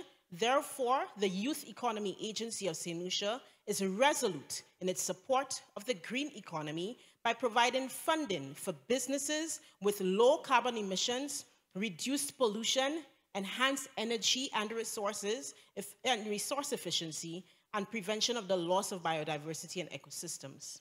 The Youth Economy Agency was established by our government to provide young people with a special economic space to turn hobbies into entrepreneurship and skills into businesses. The agency aims to carve out a unique space in the general economic system for youth entrepreneurship and business growth by providing state resources to young people to create sustainable livelihoods through business development, finance, and marketing support, and training and mentorship.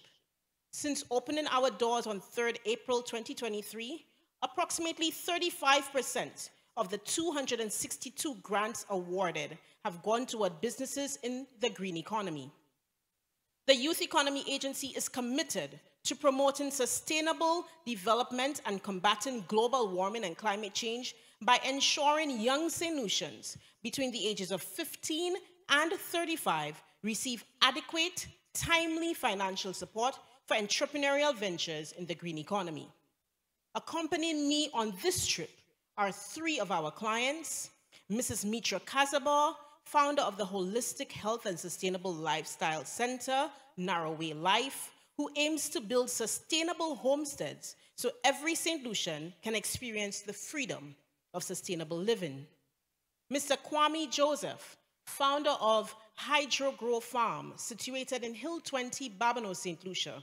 Inspired by his passion for agriculture and environmental water engineering, Kwame embarked on this journey in the summer of 2022.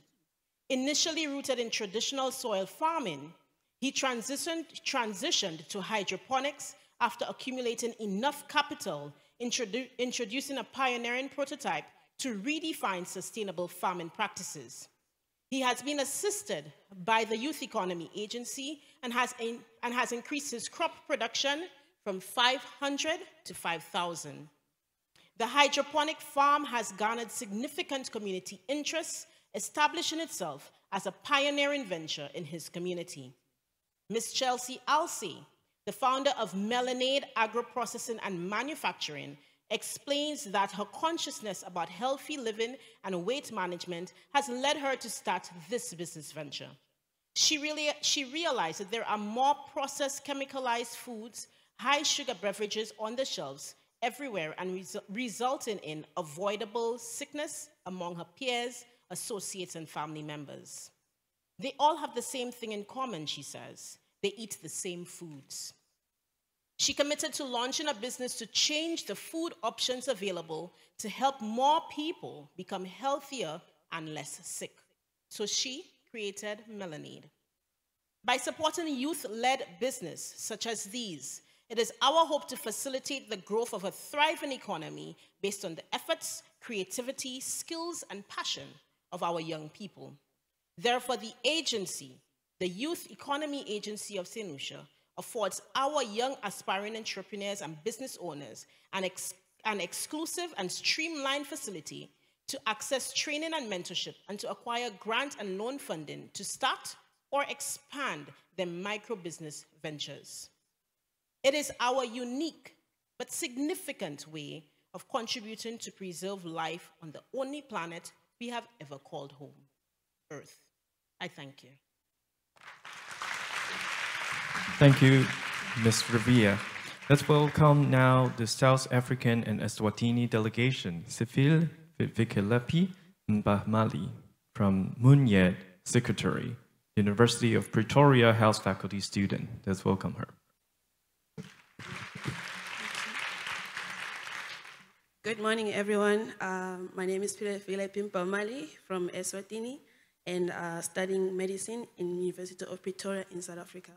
I'm also a secretary for an NGO called Mother United Nations for African Youth Development, and it has both branches in Eswatini and South Africa. It is both a privilege and honor to be part of this year's Global Youth Trend Forum, and Africa is home to many of the world's most diverse biodiversity regions. There are 37 biodiversity hotspots worldwide, of which 8 are found in the African continent and 3 in South Africa.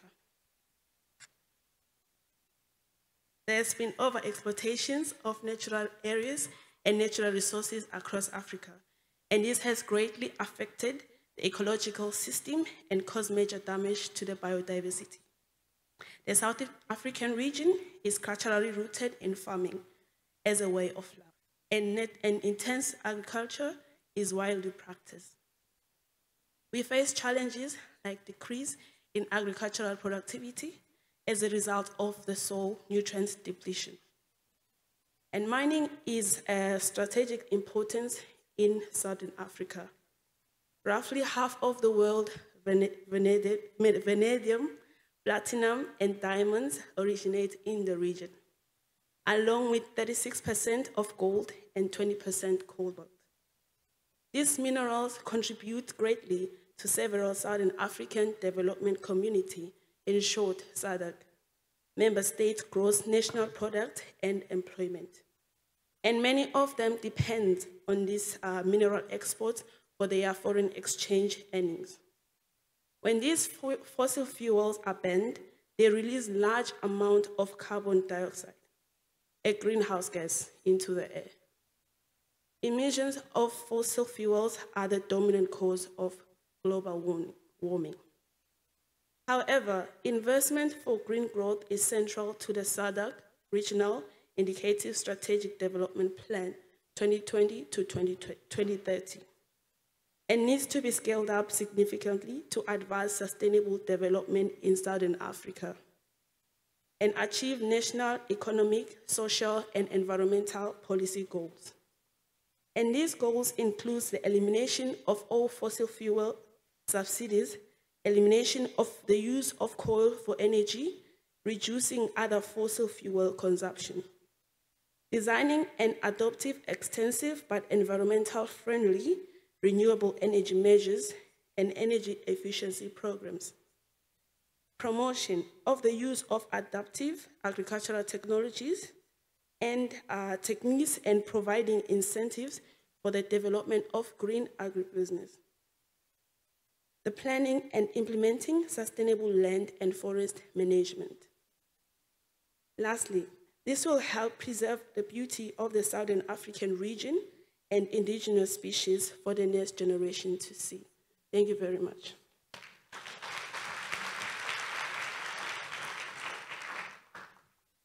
Next, I would like to invite Belizean delegation Andrea Nayan to come to the stage. Thank you.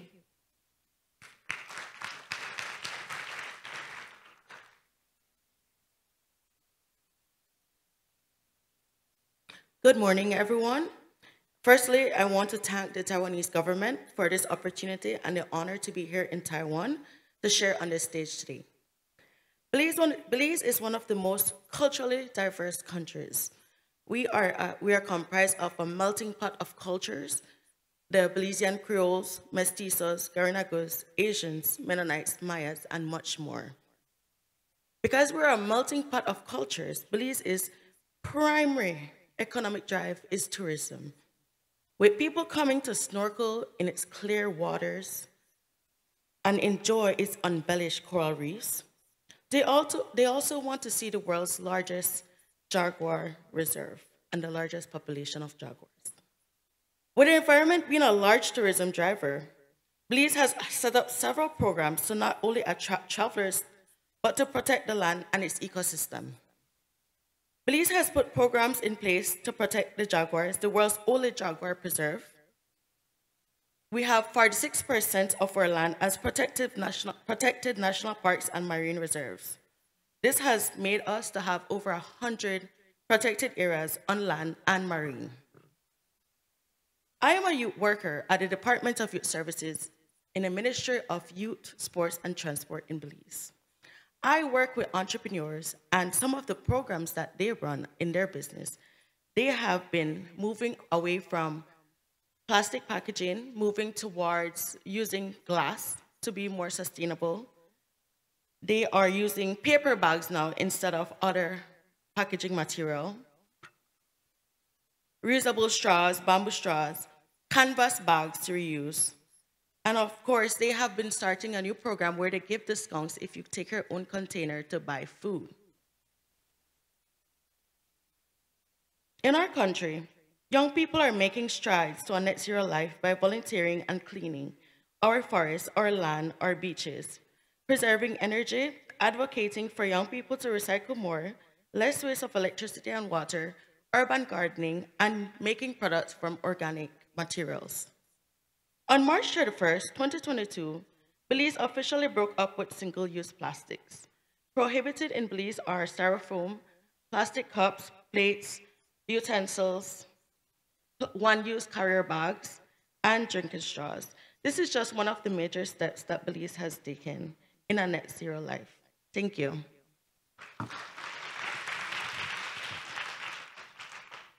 Thank you, Ms. Yang. Now, I would like to welcome from the Japanese delegation, Mr. Tsuyoshi Kusada from the UNISC, University Student Chamber, Kansai, the representative. Let's welcome him.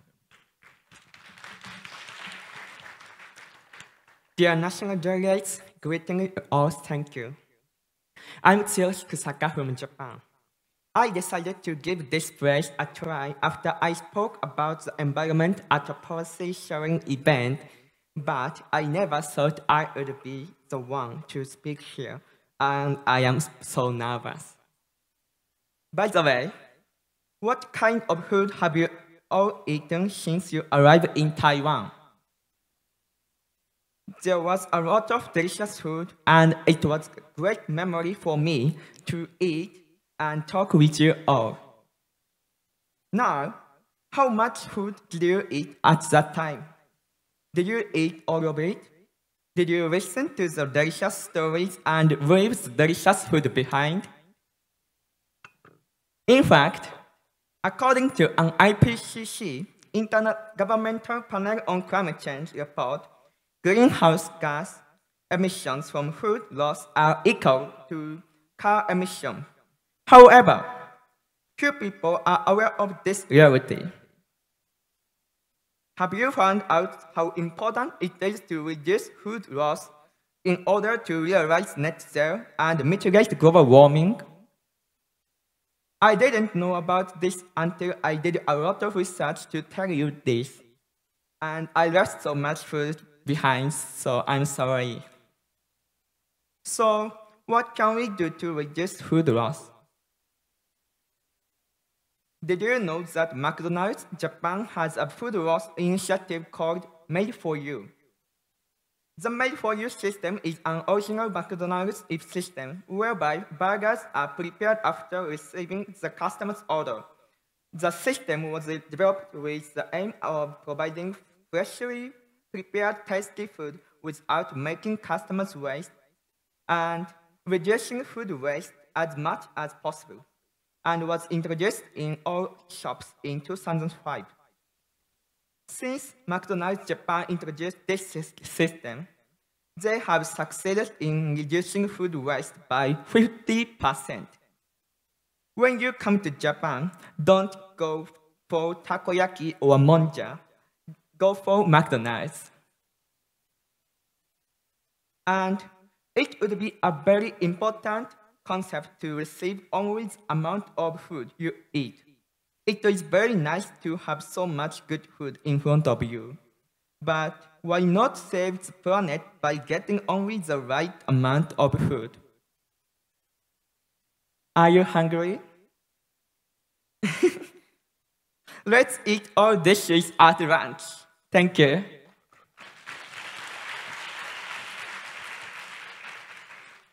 Now, last but not least, let's welcome Taiwanese delegation Lin Menghui, who is an executive UN youth advisory and carbon neutral consultant of NTU.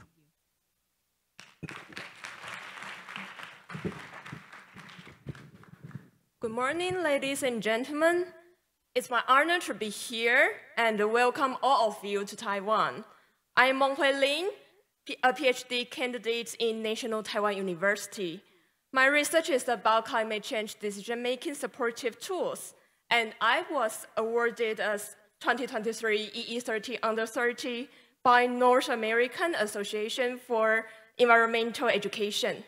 I believe science, policy, and actions must work together in climate change.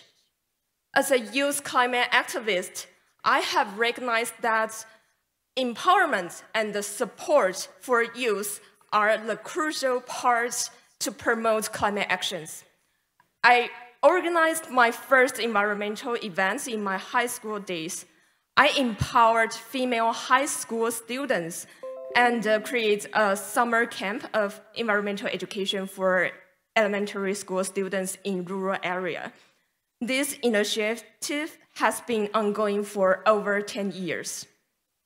Many people ask me how high school students could take an action like we have done 10 years ago.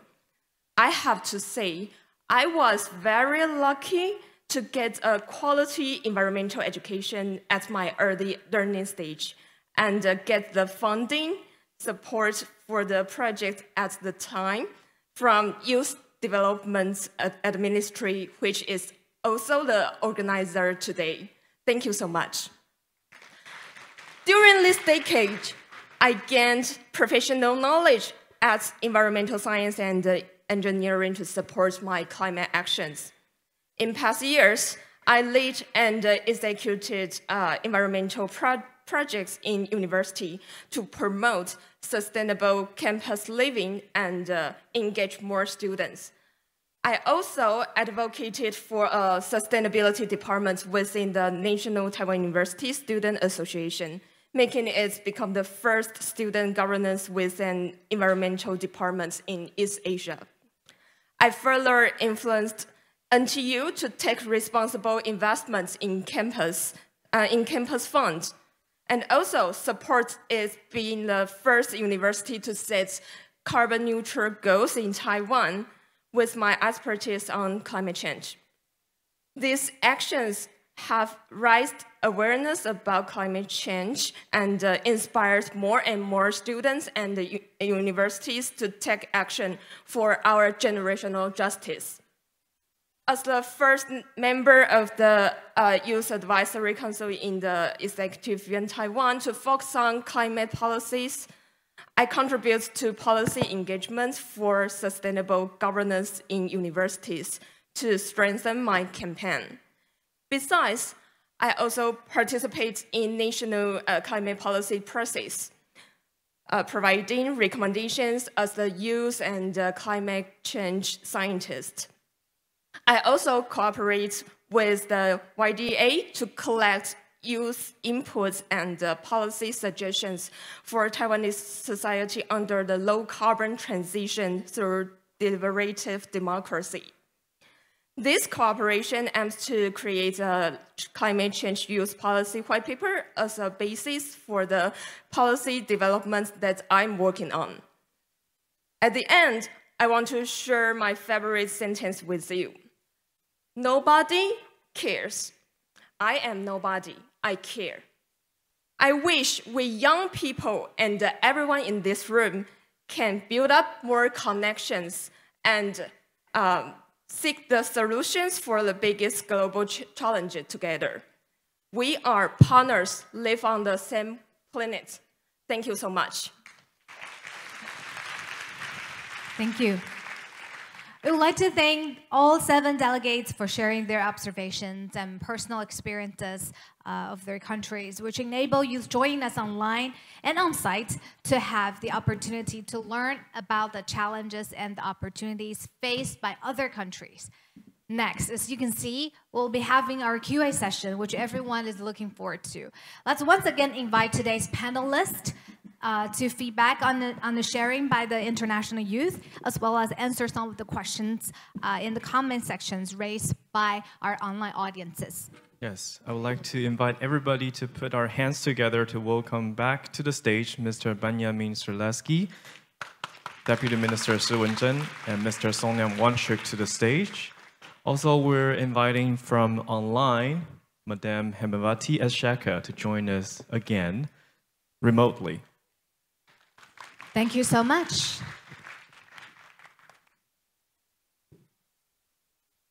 And I would like to thank all the comments and the questions on the live streaming section so that we have a better understanding of who you are, where you're coming from, and the questions, hopefully that will be answered during our QA session. Yes. Now, first, I would like to invite from our stage and joining us online also, Ms. Hemavati Esheka. Would you like to start with some feedback to the youth delegations sharing? Does any one of you would like to start first? I think we can begin with that. Something might make you feel, wow, it's amazing, or wow, I didn't know that, or that's a great example for other countries' representatives to follow on. Any comments?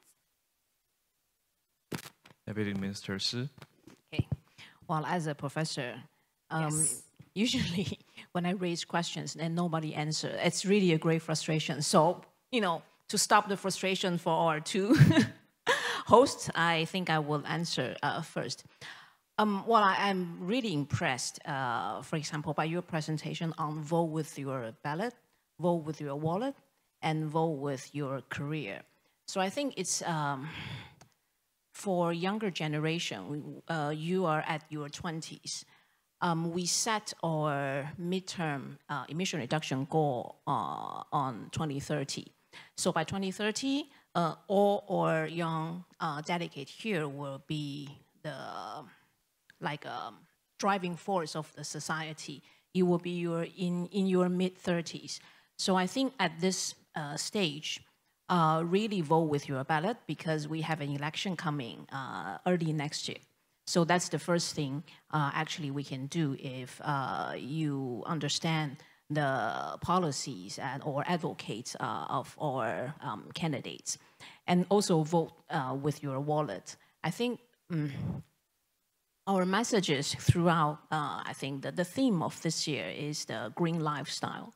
And to have a green lifestyle, actually, it's how you spend your money. Really, it's how you spend your money. So when you vote with your wallet, the several supporting or incentive measures that are advocated by our ministry are going to be really helpful with the message.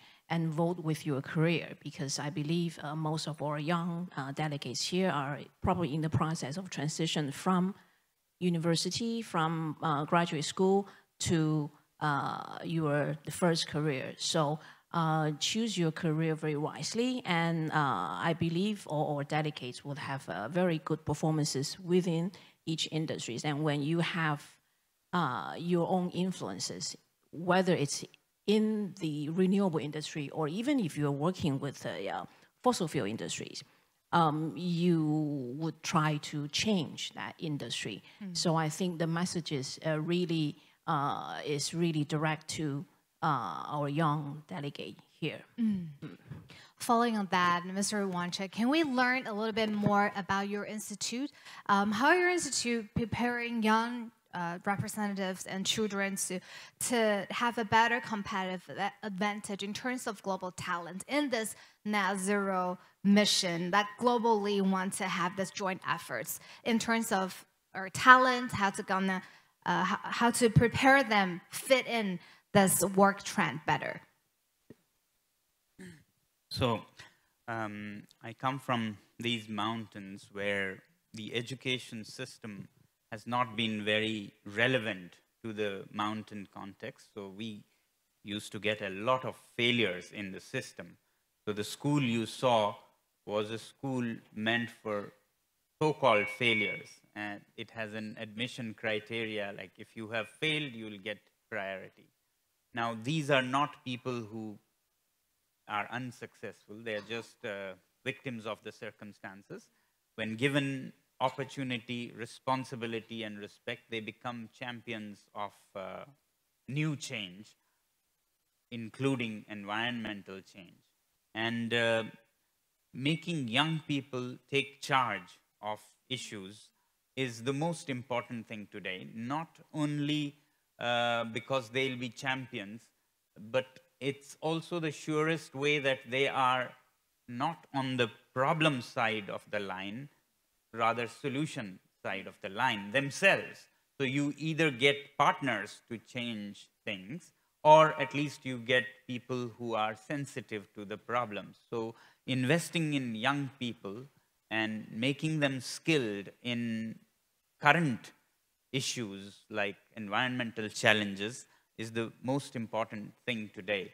Today we'll have to think of how to heal the planet and not more on how to plunder the planet. That has been the trend ever since Industrial Revolution. So we need to change the trends and redefine education into a process that starts with helping heal the planet and not only consumption and production and so on. So we try and work on this at our alternative school and alternative university, which is international. So it's newly formed, but we hope to connect to young people from many countries, particularly the ones from mountain countries, and help them not only save their mountain environments, but also become a message for the rest of the world, because mountains are the most fragile, most susceptible parts of the world. They are like the alarm bells, you know, mountain ecologies are the first victims of any such damage. So arming them, equipping them with skills is what we do. Thank you, Mr. Wanchik. Now I'd like to invite Mr. Selesky to maybe add, after sharing your wonderful perspective about voting with what we have. Do you have anything to add after the sharing and from the delegation?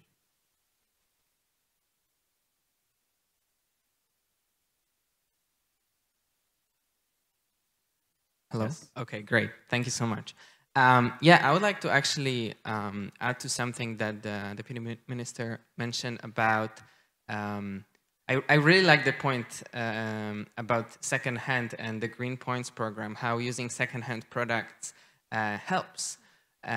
Because, so I'm an engineer by training, and what engineers do, we optimize. We get a problem, we find a design to solve it, and we optimize for it.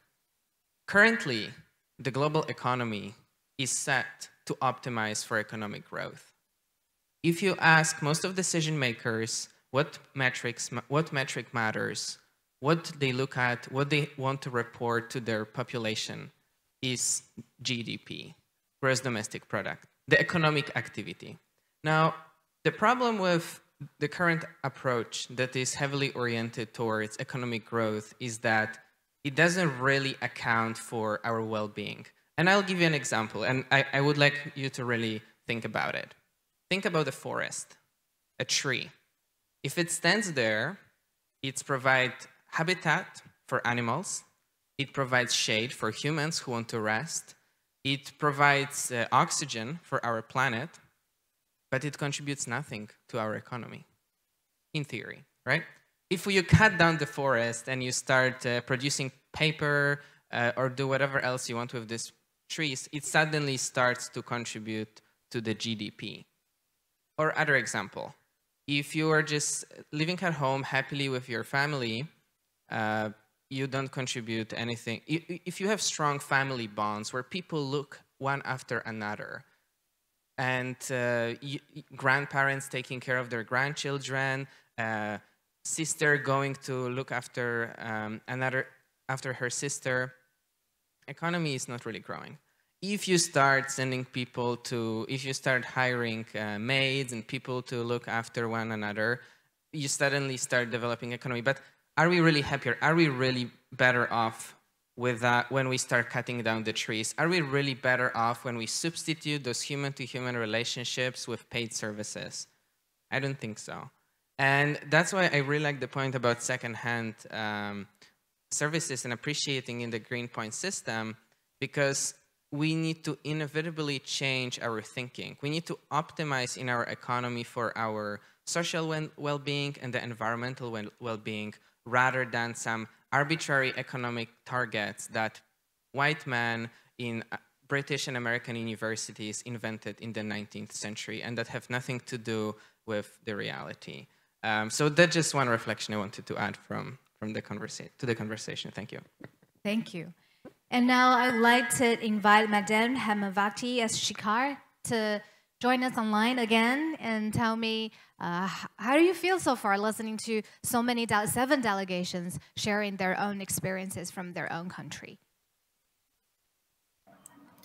Thank you so much. It was actually very interesting, and for me, again, a learning process itself. I think that's also why we come to these conferences. There's a lot of peer learning that happens, and I'm very humbled by all the experiences they bring in from across the world itself. But what I did see common in everybody's sharing is that they all seem so passionate about working for the cause itself. And for me, I think that's the start, the beginning for everybody, and continuing to having that passion to push for changes that we haven't seen happen in many, many years, because it is the business as usual that has brought us to this existential crisis itself. And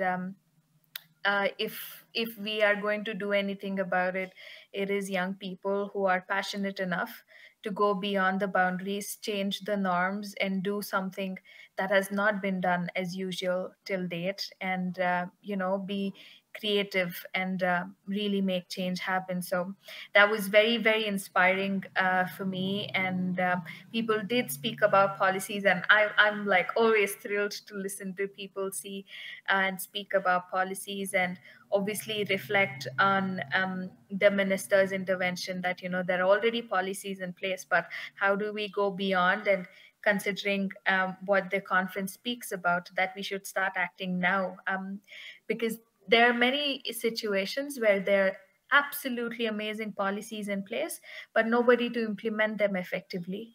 And us as young people, we have the energy and the passion to do that and make these policies a reality. So I could see that with all the interventions, and just want to congratulate them for that. Wonderful. Thank you, Ms. Sheka. Energy, enthusiasm, and passion is what we'd like to invite from the floor now. Any questions? Yes. Wow, we have many hands raised. 31. I'd like to maybe, can we pass the microphone to the lady in the center on my left-hand side? Yes. Before your first question, can you briefly tell us who you are, where you're from, and who is the question is directing to? Yeah, Sure. yeah. Sorry. Yeah. First of all, thanks for the insightful speech and remarks. I really appreciate it. I'm from the delegate of South Korea, studying at Yonsei University. My name is Soo-hyun Kim. I have a general question regarding the collective action towards climate mitigation. So basically, it is undeniable that each country has adopted different green economy projects or net zero strategies. However, there has been a continuous conflict in the sense that, for example, if you take European Union's Criminal Raw Material Act or United States IRA policies, it is undeniable that their primary interest is more of their domestic economic interest rather than having fostering the collective action among the countries. So in this sense, how do you think the global, world itself can develop a collective action or a system or a strategy that can actually genuinely promote a collective action towards mitigating the climate change? Thank you, Soo-hyun Kim. Since that question is towards the European Union, I'd like to invite maybe Mr. Swiatkowski. It's more of a general question in the sense that it's fostering a collective action among the nations. So more of a systemic, like what type of system or what type of structure would work out, like legal framework, for example, in order to foster the climate action. Yes. Sure. Happy to try to answer that. I think, first of all, this is a great and important question. And I work in the renewable energy sector, and we work with governments to develop policies to enable better deployment of renewable energy technologies. And this is something that people discuss right now a lot. How do we best navigate this situation, and will those policies make everyone better off? And to be frank, I don't think there is definite modeling that will tell us, are we going to be better off or not? What we know, though, is that when we look at history and some of the technologies that were developed in the past, for example, solar PV, Germany has almost single-handedly driven the cost down. They were the first and for a long time the only country seriously investing in solar PV in the early 2000s. And they developed the market sufficiently for it to become accessible across the world. If we talk about electric vehicles, we can look at Norway, which is the first country where the sales of electric vehicles have exceeded 50%, and there's more electric vehicles sold than the internal combustion engines. And this is thanks to massive government subsidy. And in this way, by achieving sufficient economies of scale, they enable the development of the industry in a way that technologies become affordable for other countries. And so if IRA in the US or similar bills in the European Union will result in driving down the cost of hydrogen technologies or battery storage, the whole world will benefit from this.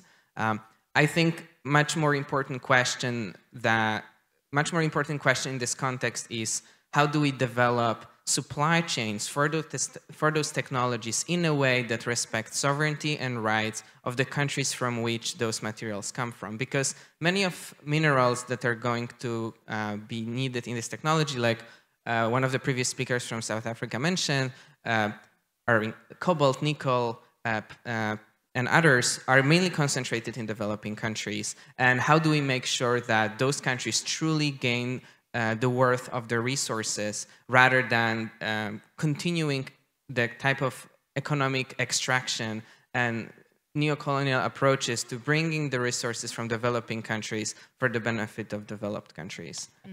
Thank you. Yeah, when you talk about the kind to form a supply chain or international cooperation on an international government level, I would like to invite Deputy Minister Shi to address a little bit on that. Well, I think from a legal perspective, because my area is law, we usually have international treaties to help to forge international collaboration. And UNFCCC is obviously the most important international climate change legal regime that are negotiated to implement such collaborative concept. And throughout its development, we have Kyoto Protocol, we have Paris Agreement. The international collaborative platform does produce legal treaties, but these legal treaties would have to be implemented domestically, and how these mitigation targets are implemented by each individual countries are actually up to the choice of national governments, taking into consideration their national circumstances. So there are international architects that drives collaborative efforts, but I guess different countries have different circumstances. So when we talked about implementations, it actually comes down to which policy tools in terms of mitigation are best suited, that are a national, probably there will be a national decision. Mitigation is one example. Adaptation is another example, because I believe adaptation would actually require judging from different national circumstances to work with local stakeholders rather than on the international level. Thank you. I would like to welcome one more question from the floor. I have a hand raised from the table in the center. Would you please pass the microphone here to the front table? Yes, I believe. Could you tell us Ms. your Lin. name? Yeah. So hi, thank you again for the wonderful presentation. So my name is Julia. I'm from Taiwan, and I'm now currently studying law at National Taiwan University. So I have a question because I'm also a member of the Executive Yuan Young Advisory Group. So I would love to hear about how, for Mr. Shresleski and Mrs. Shekar, how do your role in the UN and its related organizations affect those organizations' policies and decisions? And how do you think that young people can cooperate with the government? And also from Professor Shi and Mr. Wang Cheng's perspective, how do you think that young people can cooperate with the international and also local government? Thank you so much. Maybe we can invite Ms. Sheka to answer first. A role in UN and how to inspire people to work together. Yes. Sure. Thank you so much. So one of my role, I'm a lawyer too, by the way. So one of my role as the Global South Focal Point of Yango, I basically, we are a collective and we are the official children and youth constituency to the UNFCCC, which means we are mandated mechanism to represent the voices of children and youth at the UNFCCC negotiations. And, a December COP, Conference of Parties 28 is happening in Dubai itself. We'll be there. But as a youth movement, what we do is basically build the capacities of young people to be able to engage with negotiators and policymakers in the space, the Conference of Parties space. But what we also do, and this is something that is very close to my heart, is the policy statement as Yango that we come up with. If you all Google Global Youth Statement COI 18, we already have a set of demands from across global youth that is synthesized over the last 4 to 5 months across various thematics: mitigation, adaptation, loss and damage, human rights, climate justice, food, oceans. All thematics that you can think of is connected to climate change, including peace and security. We have our condensed demands, and what we do is basically hand over the Global Youth Statement to the COP28 presidency for them to be able to consider what youth voices have to say in regards to the negotiations. But just taking a step back, I think we are building on a movement that has been happening over the past 10, 12 years, because we only became a constituency in 2009 officially. Otherwise, young people have been trying to do this. And funnily enough, if you go back and see the Paris Agreement, you do a search, you will not find a single mention of youth itself. there is no mention of youth. We only see the words intergenerational equity mentioned. But because of our movement until COP26 that happened in 2021, we had 10 mentions of youth and 3 paragraphs exclusively dedicated for young people, asking policymakers to, meaningfully engage with young people at all decision making, which means local, national, and international levels. So we continue to, lobby and make these demands with the policymakers, and we want countries to take ownership of meaningful youth engagement. And when they make those proposals, it usually helps us have COP decisions, which many countries agree to. And last year, we also, at COP27, Sharm el-Sheikh implementation plan, it encourages parties to have young people as negotiators. They're not just like, people on the ground implementing decisions made by, parties or adults, but we are actually negotiating and having a say in the negotiation process itself. So we are growing, we are trying to demand and engage with policymakers as much as possible and bridging the gap between young people. One interesting thing I always find is that for many, many global South countries, meeting policymakers within their country is very, very difficult. For me in India or in any other Asian countries, experiences from my friends as well, getting to meet the minister, it's not an easy task, but we are given a platform at the Conference of Parties that, in terms of, because we also get to see not just our fellow countrymen, but then, young people from across the world. And we have that learning process in terms of policies and how we can engage with the policymakers itself.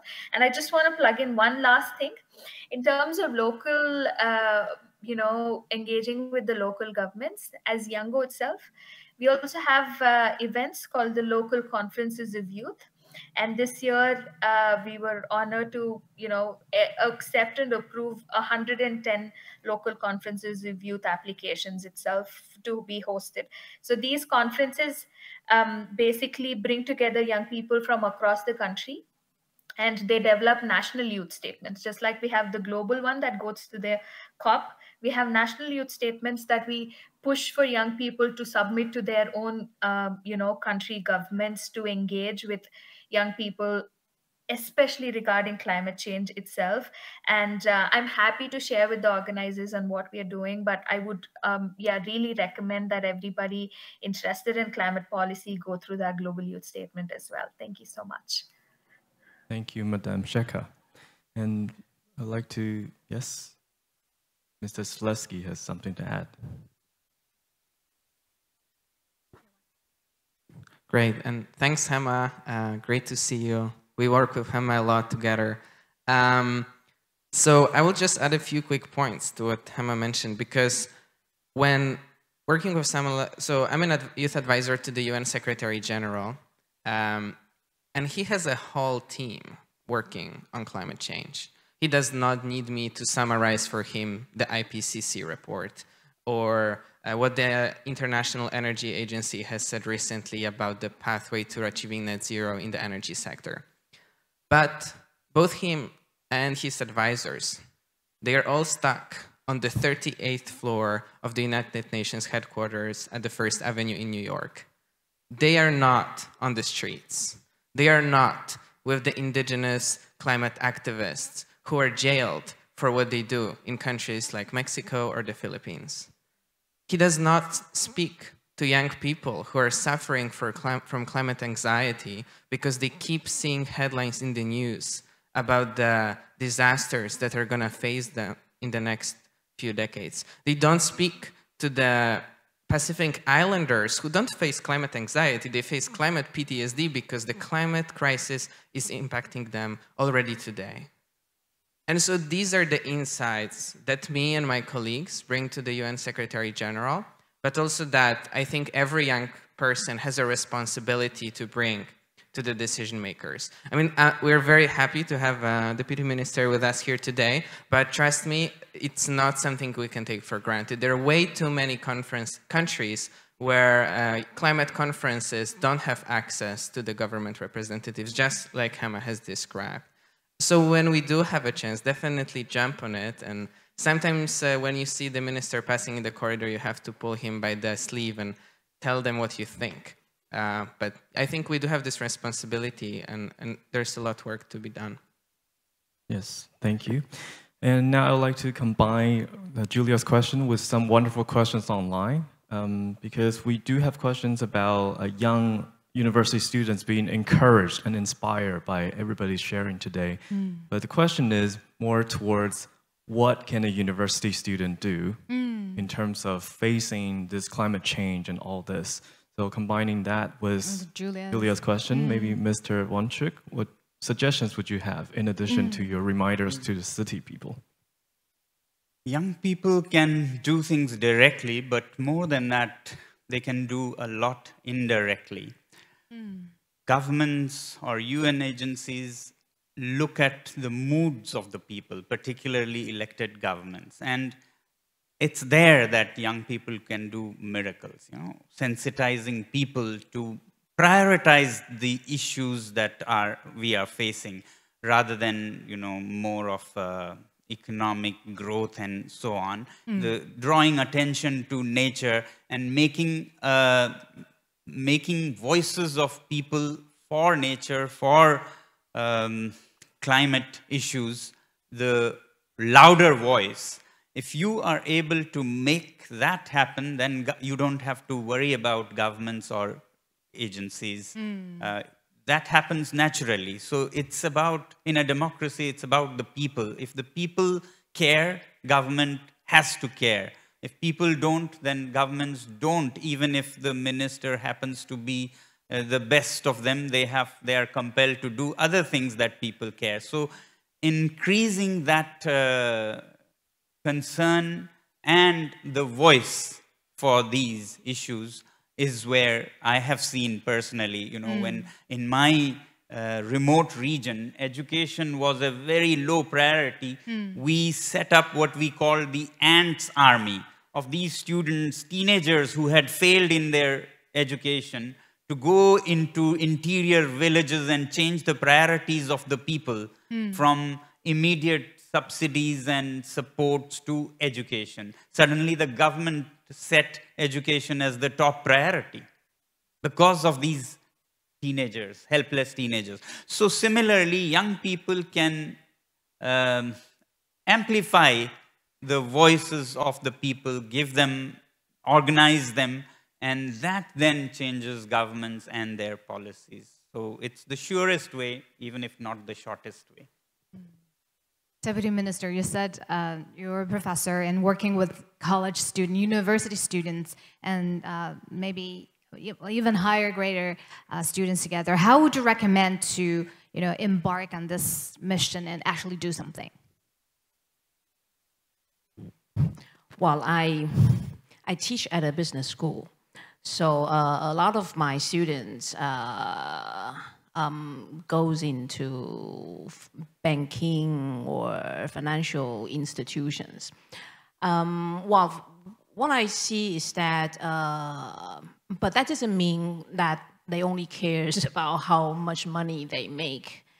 We do try, and we do see their increasing number of students who care about environmental issues and would like to find like a proper career for that. So what I'm suggesting, or all of you could be my students because they are at different age group.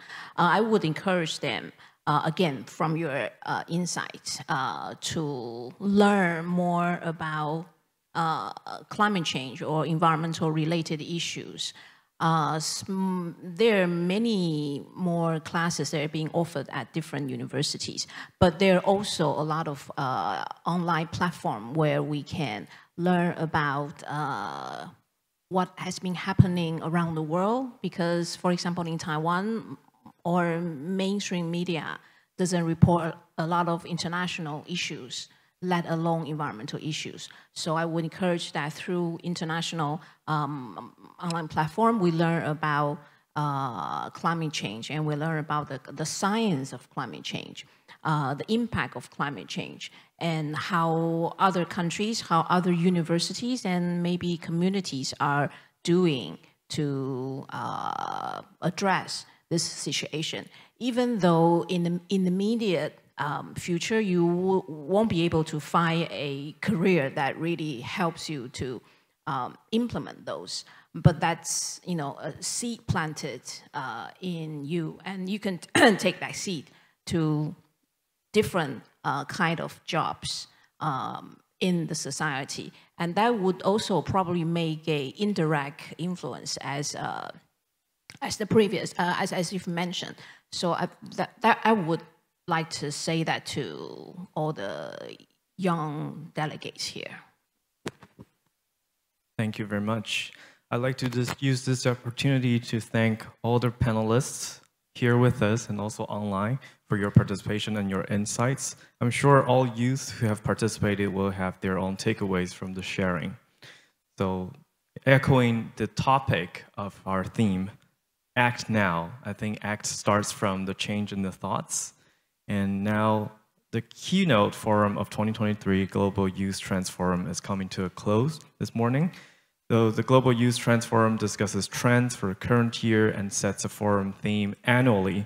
It invites heavyweight speakers from both domestic and international sources to share their global trends, personal experiences, and achievements with young participants through physical and online means.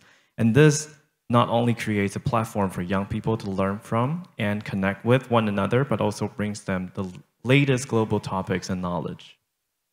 The Youth Development Administration of Ministry of Education continues to provide opportunities and channels to international youth exchanges and hopes that the Global Youth Transforms can guide youth to understanding the trends of global development better. So let's look forward to the year's Global Youth Transform, to the next year's Global Youth Transform, and welcome more youth to join us in the great event. 2023 Global Youth Transform, Transition to a Net Zero Green Lifestyle 2030. Act Now. Thank you, everyone. So please wave goodbye to our online friends, and we will see you next year online. And hopefully you can join us on site as well. Yes. Thank you so much. Thank you so much. Okay, everyone, before we break for lunch, I have a few announcements to go over with all of you, including the most important thing, which is how do you get your food? I'm sure you're all very hungry after hearing all of those very informative sessions. So when you registered for the conference today, we asked you any dietary restrictions you have, and those should be listed on the back of your name card. So please get the lunchbox according to the dietary restrictions that you registered, and they're on both sides of this conference room, on both the right and left-hand side, and the halal food is on the left-hand side. Now when you finished eating, please return your lunchbox to where you got it, and the staff will help you take care of the waste. And the utensils this year are recyclable, so please do not throw out the utensils. You can return them to the recycle station, which is back on the right of this conference room. Also, if you need to fill up your water bottles, the water machine is just out this door and to the right. You'll see it on your right out there. Now, we only have so many bathrooms right outside of this conference hall, but if those are full, if you go out and take a left, there are more bathrooms down at the end of the hall. Oh yes, we also have many booths around, both